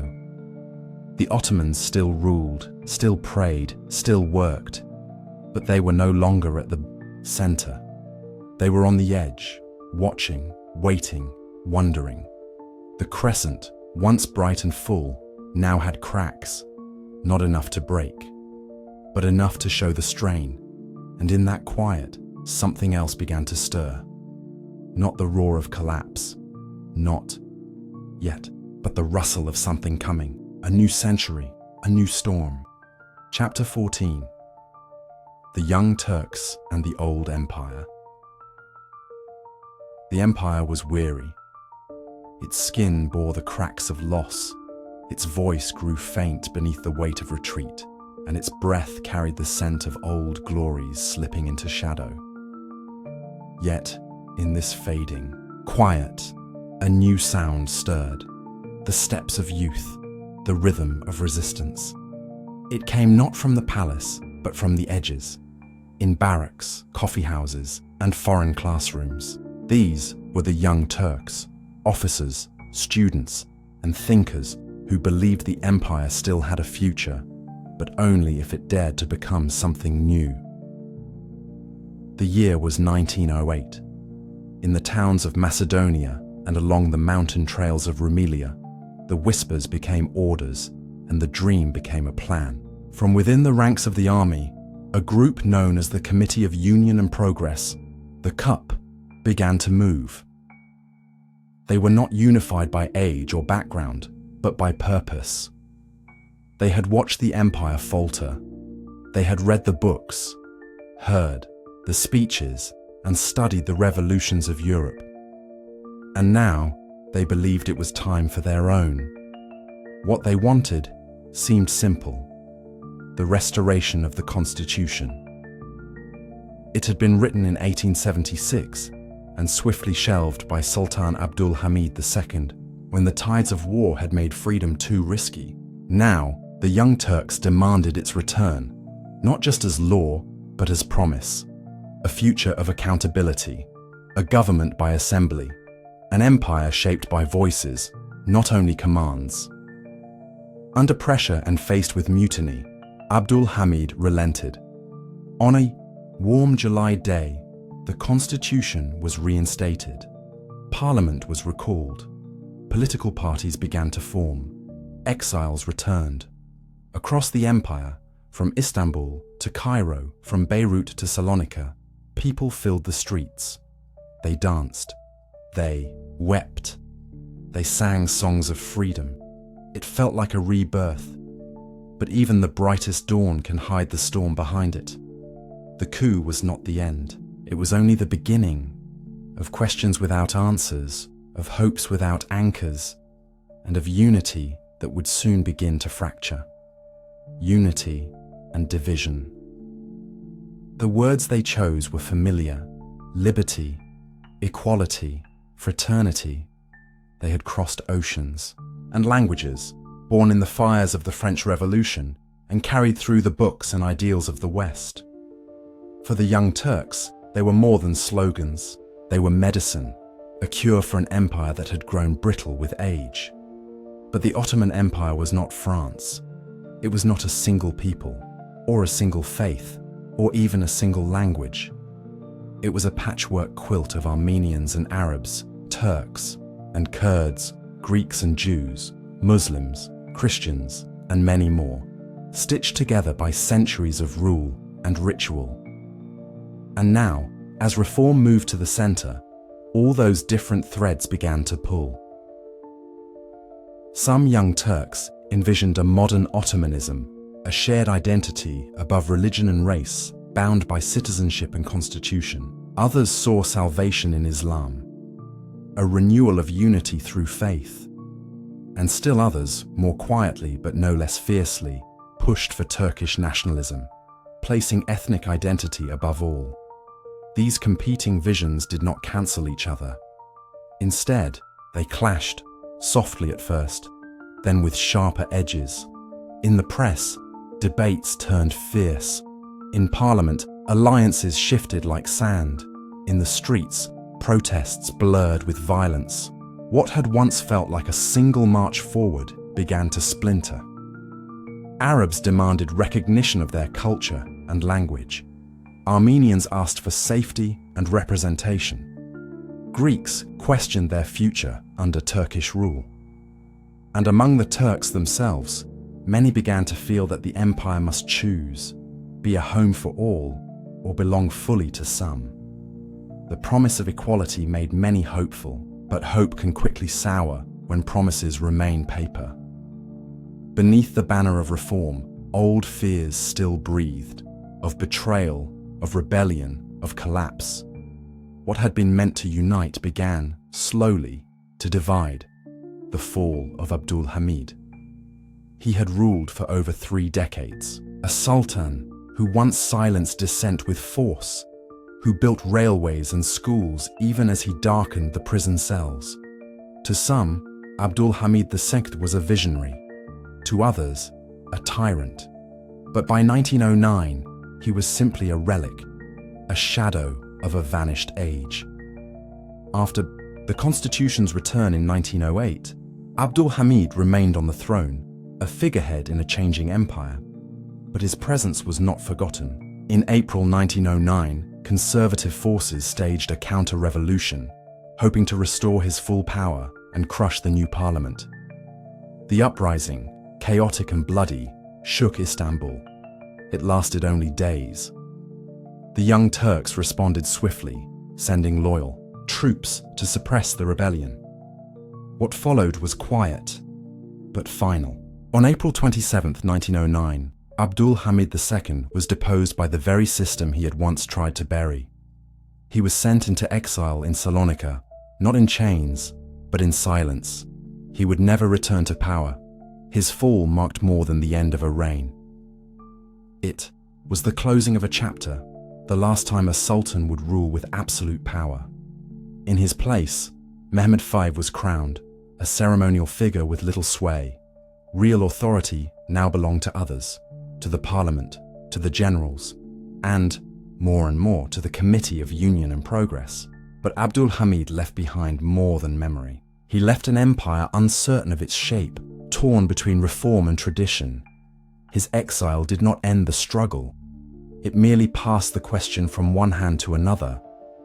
What kind of empire would this be? A strained ideal. In the golden light of revolution, it had seemed so clear. Power would return to the people. Laws would be just. The empire would be reborn, not through conquest, but through change. But dreams are easy in words, harder in life. With the Sultan gone and the parliament empowered, the Young Turks tried to lead.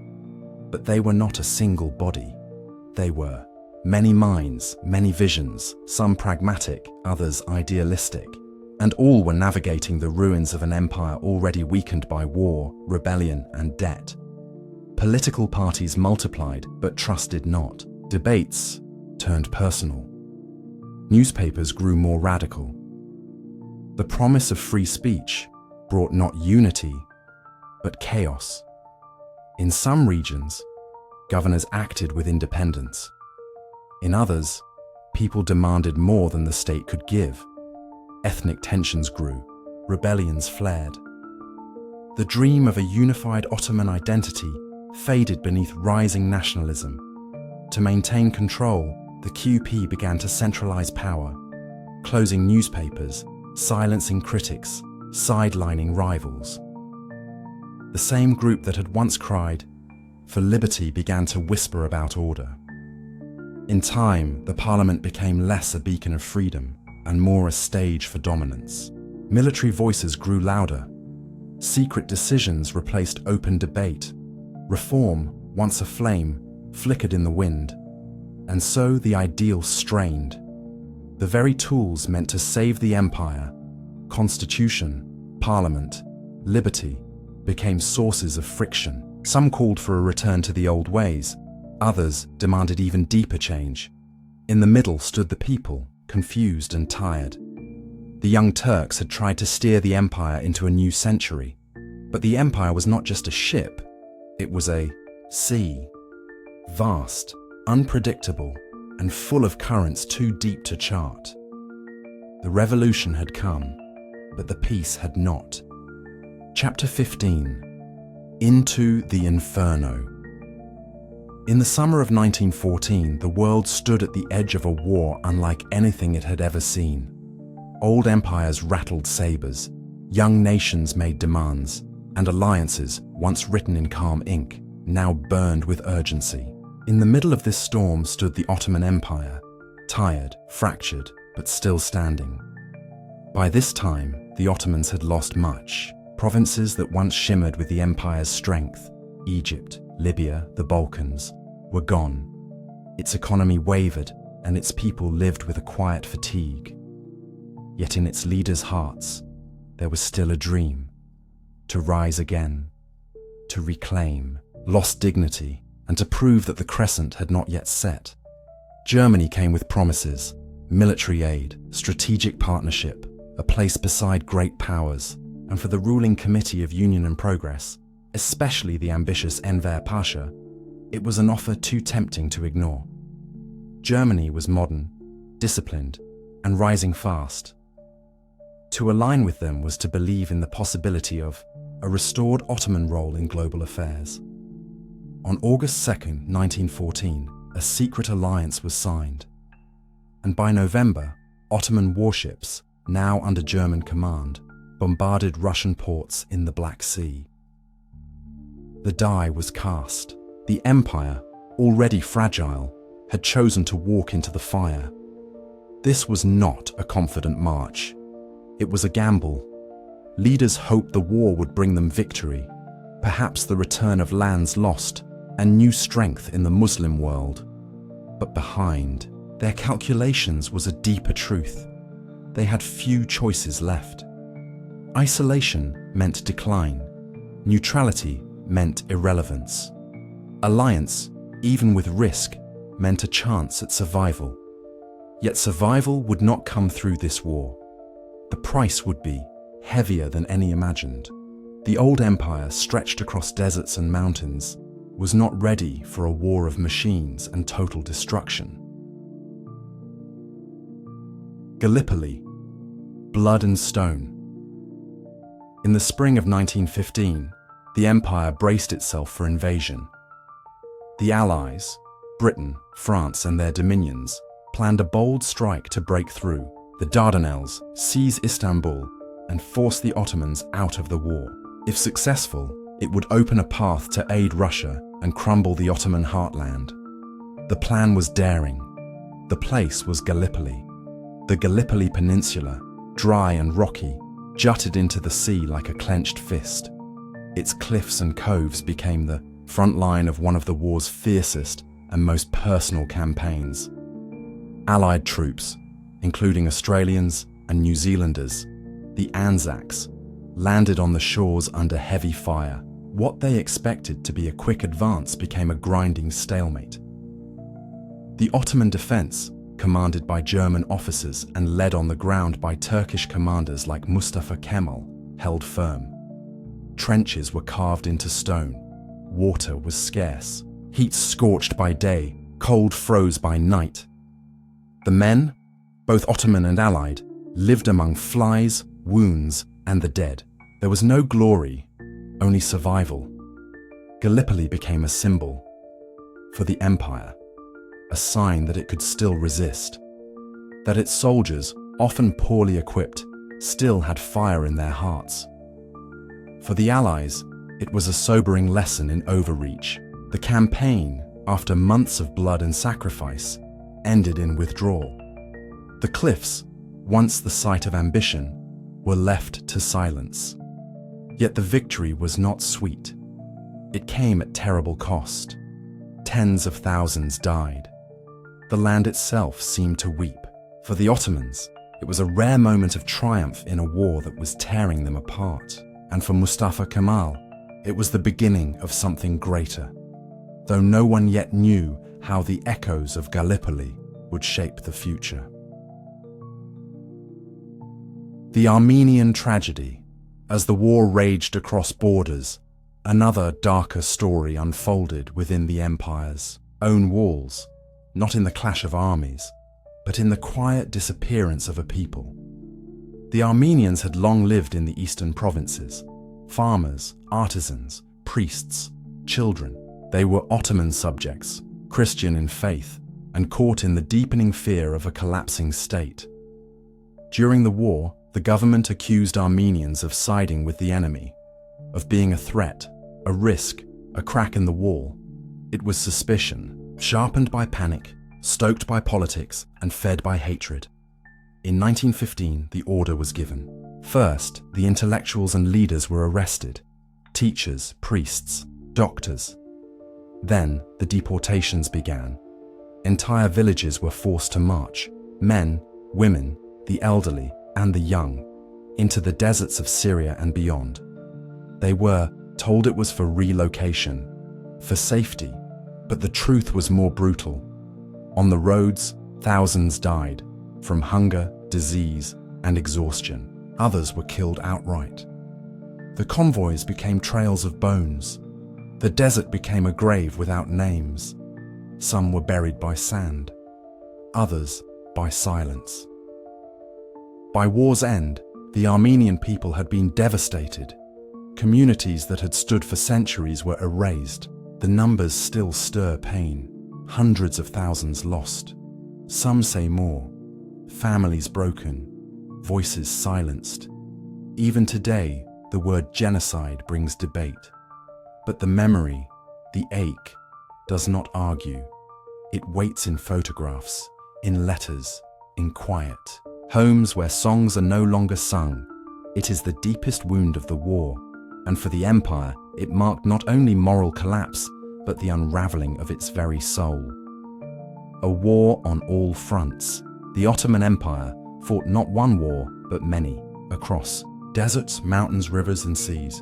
In Arabia, local leaders, inspired by nationalist dreams and British promises, rose in revolt.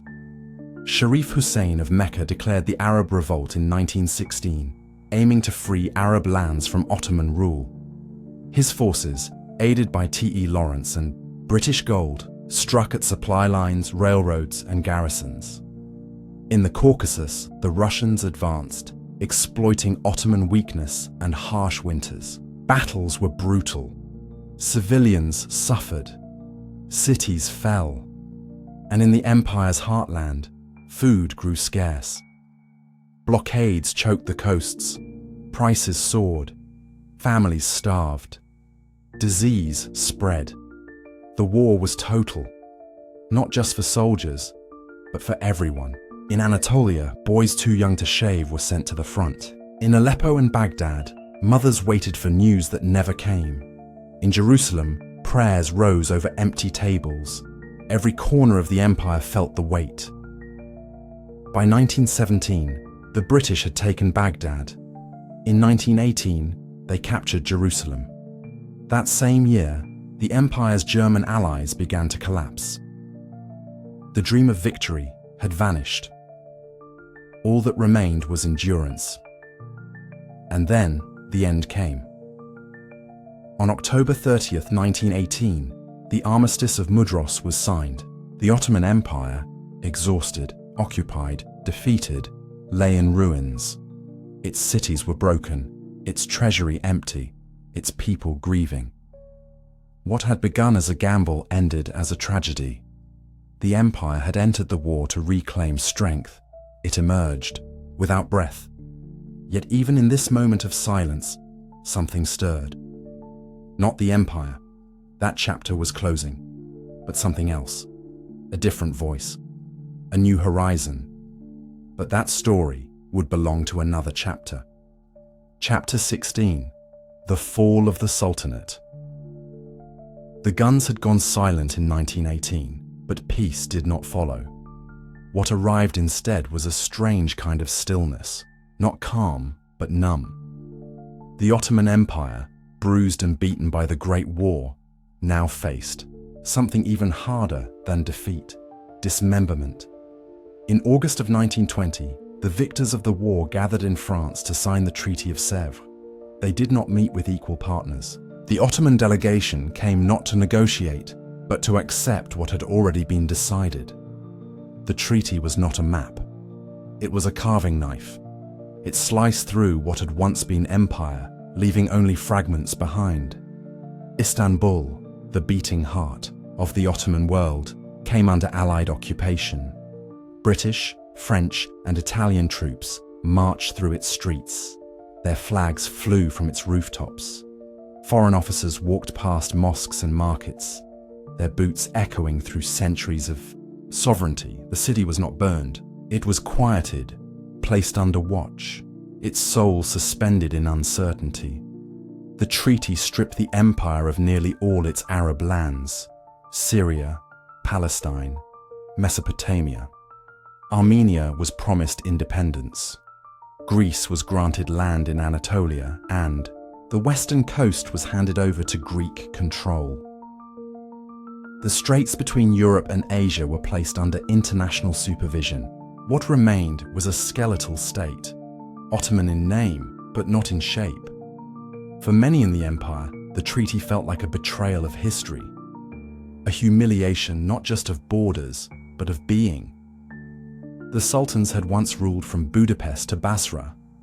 Now, they ruled in title alone. The government that signed the treaty was called a puppet by its own people, a shadow clinging to a crumbling palace. And yet, beneath the surface, something began to stir. Not in the hands of diplomats, but in the hearts of those who refused to let the story end there. Resistance awakens, far from the occupied streets of Istanbul, deep within the valleys and plateaus of Anatolia. A different kind of movement began to grow. It did not march with fanfare or shout from marble halls. It gathered slowly, in whispers, in plans, in cold dawn meetings. From these quiet beginnings rose a man whose voice would shape a nation: Mustafa Kemal. He had been a general during the war, known for his defense at Gallipoli, where Ottoman resolve had stopped the Allies at the cliffs. But now, he was no longer just a soldier. He had become something more, a symbol of resistance, a bearer of broken hopes reforged into new resolve. Kemal saw the treaty not as an end, but as a challenge. He called on the people of Anatolia to rise, not to reclaim empire, but to save the land beneath their feet. His words traveled by telegram, by foot, by trusted voice. Towns once muted by fear began to stir. Villagers offered grain, students joined militias, and soldiers who had once followed sultans now followed this new command. In 1919, he convened the Sivas and Erzurum congresses. gatherings of local leaders and visionaries who no longer believed in the government of Istanbul. From these meetings came a plan, not rebellion, but renewal. A fight not for empire, but for independence. The war that followed was harsh. Greek forces, empowered by the treaty, advanced into Anatolia. Towns fell, fires rose. But so did the resistance. Under Kemal's leadership, the nationalist army, ragged, underfed, but determined, pushed back. In 1922, they recaptured Izmir. The Greek army retreated, and the dream of partition began to fall apart. The Allies, seeing their plans unravel, began to pull back. The government in Istanbul, once the only voice of power, now sounded faint, and from the dust of war, a new voice rose, clear, commanding, unrelenting. Mustafa Kemal was not just leading a military victory, he was building something new. The end of the Caliph. In November of 1922, after 6 centuries of rule, the Sultanate came to an end. Mehmed VI, the last Ottoman Sultan, boarded a British warship and left Istanbul in silence. No parade, no farewell.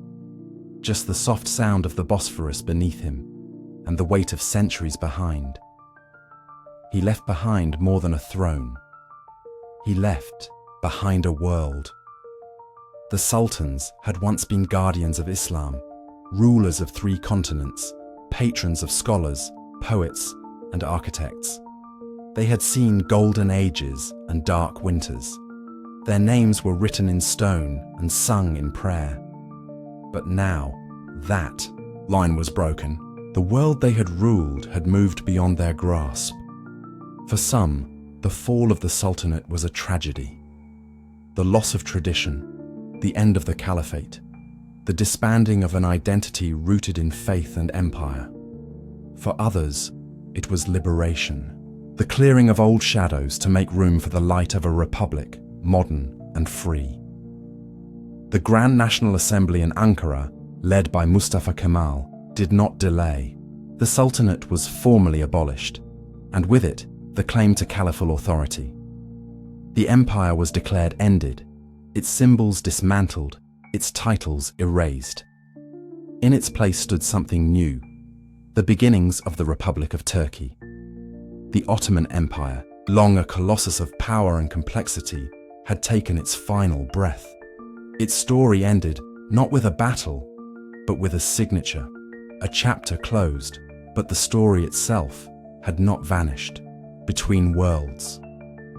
Though the empire was gone, its echo remained. In the call to prayer from Istanbul's minarets, in the worn steps of stone mosques and faded courtyards, in the names of streets, the taste of dishes, the shape of letters carved into fountains, the Ottomans were no longer rulers, but they were not forgotten. In the minds of millions, memories lingered, some proud, some painful. The empire had been both shelter and storm. It had protected and punished, united and divided. It had lasted longer than most civilizations ever dream, and now its presence was something softer, not command, but legacy. The people who had once called themselves Ottoman now lived under new borders, new flags, new futures. Arabs, Albanians, Kurds, Armenians, Greeks, all had walked under the crescent, and all now looked in different directions. Yet the past bound them, even in silence. Istanbul too changed. The city once called Constantinople had seen sultans rise and empires fall. Now it stood between 2 worlds, ancient and modern, east and west, memory and motion. It did not weep, it watched. The fall of the Ottoman Empire was not just the end of a dynasty, it was the end of a way of seeing the world, where one center could hold many, where faith and rule were intertwined, where history felt eternal. Yet even endings carry seeds. The stones remained, the stories remained. And from the ashes of empire, a new journey began. Not an empire, not a caliphate, but a republic. Unsure of its place, but certain that the old chapter had closed. And so, the crescent set, not in darkness, but into memory. Chapter 17. Echoes of Empire. The fall of the Ottoman Empire did not bring silence. It brought questions about land, about belonging, about what it meant to build something new from something old. As the Sultanate dissolved and the Republic rose, a map was redrawn, not in ink alone, but in memory, struggle, and compromise. Out of Ottoman soil came nations: Turkey, Iraq, Syria, Lebanon, Jordan, and Palestine. Each name once belonged to a province, a vilayet, a governed space within the great patchwork of empire. Now they stood on their own, carrying the weight of new flags, new leaders, and the dream of independence. But they were not blank slates. The lines that shaped them were drawn quickly, sometimes by foreign hands unfamiliar with the lands they divided.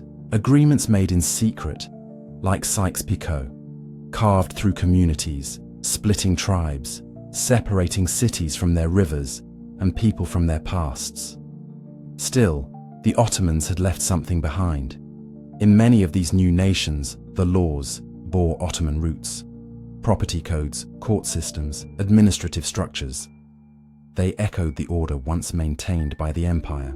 Even the languages, shaped by centuries of imperial rule, carried Turkish words tucked inside Arabic, Kurdish, Armenian, and Greek. And in the silence between revolutions and regimes, a deeper legacy remained. One of longing. For some, it was a longing for justice under a forgotten caliphate. For others, a nostalgia for peace, for unity, for a world before division. In coffee houses, in poetry, in quiet corners of old cities, people still spoke of the days of the Ottomans, with love, with pain, with wonder. The empire was gone, but its dust still shaped the roads that followed, the mosques that remain. In every empire, some things fade, armies, crowns, decrees, but others linger. They settle into stone and rise into the sky. They become part of the land's breath. For the Ottomans, that legacy can still be seen. In domes that catch the morning light, in minarets that reach into the heavens, and in fountains where water still flows for strangers and saints. From Sarajevo to Cairo, the mark of Ottoman architecture remains. It is not loud. It is not grand for grandeur's sake. It is graceful, curved lines, balanced proportions, light filtered through colored glass. It invites stillness. In Istanbul, the skyline is defined by it. The Süleymaniye Mosque, built by the great architect Mimar Sinan, still watches over the city with quiet majesty. The Blue Mosque, with its 6 minarets and intricate tilework, still draws breath from pilgrims and wanderers alike. These were not just buildings. They were statements of beauty, of balance, of faith woven into everyday life. But the legacy reaches further. In Jerusalem, the Dome of the Rock was protected and adorned under Ottoman rule. In Damascus, the Umayyad Mosque was preserved, its silver and gold cleaned by hands trained in the imperial style. In the Balkans, even in towns where Ottoman authority is no longer remembered with fondness, the mosques remain, weathered but standing. Each carries a story. Some are carved with verses. Others carry the names of forgotten patrons. But all of them whisper of a time when builders believed that what they shaped from stone could lift the soul. These structures are not relics. They are echoes of an empire that saw beauty as a form of power and design as a reflection of divine order. Though the crown is gone, the domes still rise. Memory and myth. What remains after an empire falls is not just land and law. It is memory. And memory is not simple. It shifts. It depends on who is remembering and why. For some, the Ottomans are remembered as tyrants, rulers who taxed heavily, silenced opposition, and held people under a system of hierarchy and control. In the Balkans, in Armenia, and in parts of the Arab world, the memory is shaped by stories of resistance, repression, and rebellion. For others, the Ottomans were protectors, guardians of Islam, defenders of cities, keepers of peace in a world where many faiths lived side by side. In parts of North Africa and the Middle East, people recall a time when churches and mosques stood near each other and communities managed their own affairs under the millet system. There are those who remember order, the rhythms of imperial life, the markets that bustled, the call to prayer that rose across borders. And there are those who remember decline, the corruption, the censorship, the long years of stagnation before collapse. Historians argue. Textbooks differ, but memory does not need agreement to endure. It survives in songs sung to children, in stories told by elders, in the way someone still uses a word that came from Ottoman Turkish. Even in Turkey, the memory is contested. The Republic sought to distance itself from the empire, to turn westward, to modernize, to shed the old skin. For decades, Ottoman history was taught as a lesson in what to move beyond. Yet over time, curiosity returned. Pride returned. So did complexity. To remember the Ottomans is to step into a mosaic, one with golden shadow, art and wounds. Their empire was not one thing, it was many, and its memory, like its legacy, is layered. The pulse of Istanbul, if any place carries the living breath of the Ottoman Empire, it is Istanbul, the city where sultans ruled. The city once called Constantinople, the bridge between continents, between past and present. Istanbul does not wear its history. It carries it, beneath stones, in alleys, behind doors. It pulses through every layer. Walk its streets, and you will see the seams. Byzantine churches turn to mosques. Ottoman palaces turn to museums. Tram lines pass Roman walls. Street vendors stand beneath Baroque facades. The call to prayer floats above the roar of car engines. Old and new live side by side, not in competition, but in quiet agreement. The Bosphorus still shimmers, just as it did when Mehmed the Conqueror first looked upon it. Ferries glide from Asia to Europe, past the Topkapi Palace where the empire once breathed.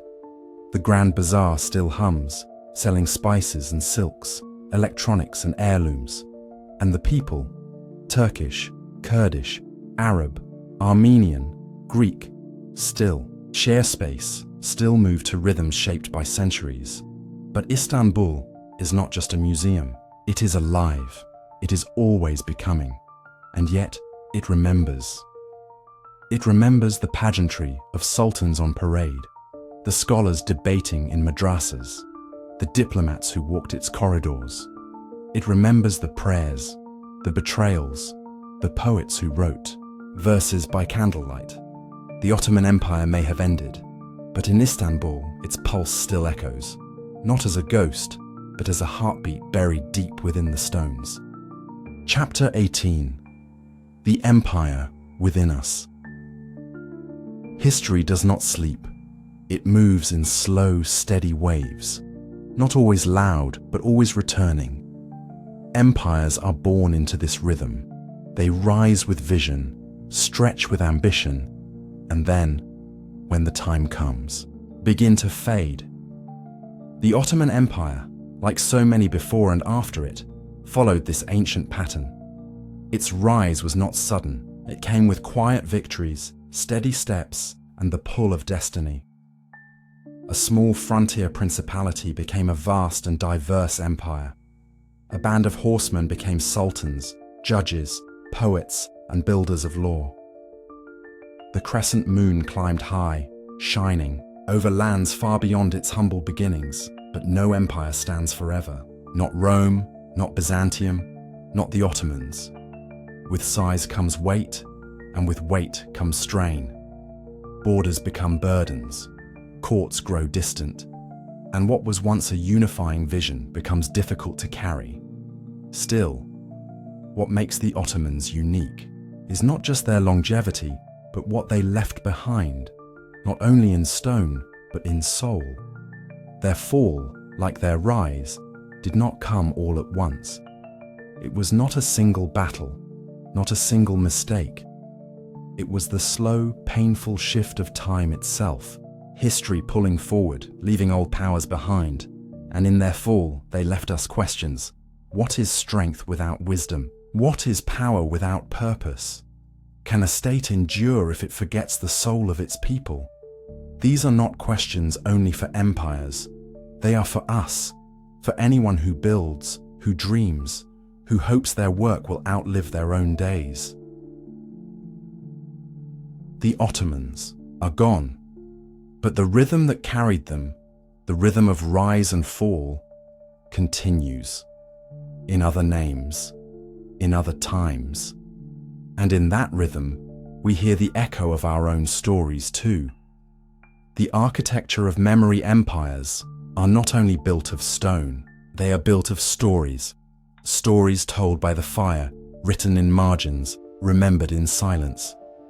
The Ottomans built mosques and bridges, palaces and fountains, but they also built ideas, customs and narratives that still ripple through the world. Memory does not live in the past. It lives in the present, in how we remember, in how we speak, in what we choose to forget. The Ottoman memory is not one thing. It is layered. In Turkey, it stirs pride and pain. In the Balkans, it is recalled with sorrow and sometimes resistance. In the Arab world, it is remembered with complexity, as both order and burden. Yet memory, like architecture, is shaped over time. A building may be used for something new. A story may be told differently by each generation.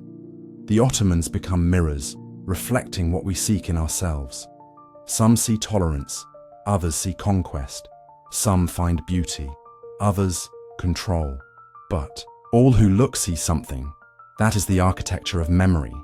It lasts not because of its walls, but because of its shape in our minds. A faded letter, a carved inscription, a grandmother's tale of a world before borders.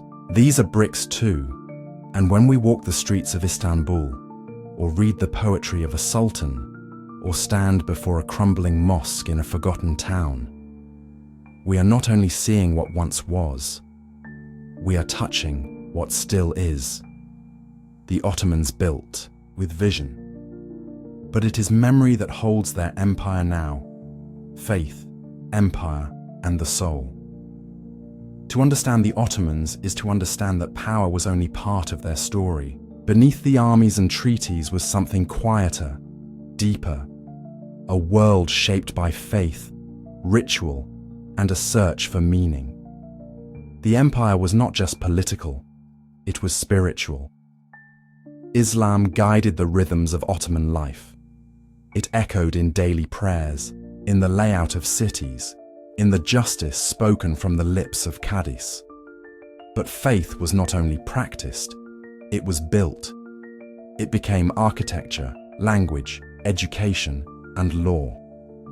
The empire's greatest structures were not castles, but mosques, open to the sky, shaped to echo heaven. But within that faith, there was room for thought. Mystics like the Mevlevis, followers of Rumi, reminded the empire that love could be a form of worship. Scholars debated law and philosophy. Poets used Arabic, Persian, and Turkish to sing of God, loss, and longing. And yet, empire is never pure. The Ottomans, like all rulers, struggled to balance faith with force. There were times of cruelty, of conquest, of silence imposed where there should have been dialogue. These too are part of their truth. But when we look closer, we see that empire, for all its flags and armies, was also a question of the soul. What does it mean to lead, to guide others, to build not just cities, but meaning. The Ottomans answered with prayer mats beside battle maps, with judges beside generals, with sacredness woven into law. Their story reminds us that belief, when held with humility, can shape a world, and when misused, it can break one. Faith and empire, like soul and body, are always in tension, but when they align, even for a moment, something eternal is made visible. A soft farewell, and now the final curtain falls, not with thunder, but with a whisper. The Ottoman Empire, once vast and commanding, is gone. Its banners lowered, its courts silent, its rulers buried beneath the very domes they built. But even in absence, it lingers. The moon still rises over Istanbul. It glows softly above the Bosphorus, as it once did when sultans returned from battle, when poets wept over lost love, when calls to prayer rose into night air scented with jasmine and ash. In the courtyards of old mosques, footsteps echo, not loud, but real. In libraries, old pages turn. In homes, dishes are still cooked from recipes passed down through generations that once called themselves Ottoman. Memory does not vanish, it changes form. The empire no longer commands. It no longer draws borders or writes laws. But in hearts, in habits, in names, it continues. It is not a ghost, it is a thread, woven quietly through the tapestry of modern life.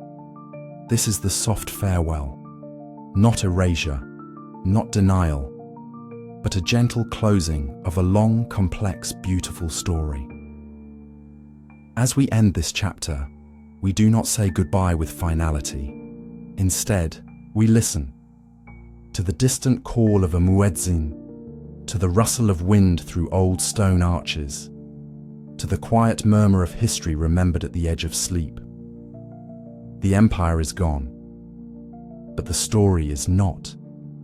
It lives in the echoes, in the dust, in the dream, and in us.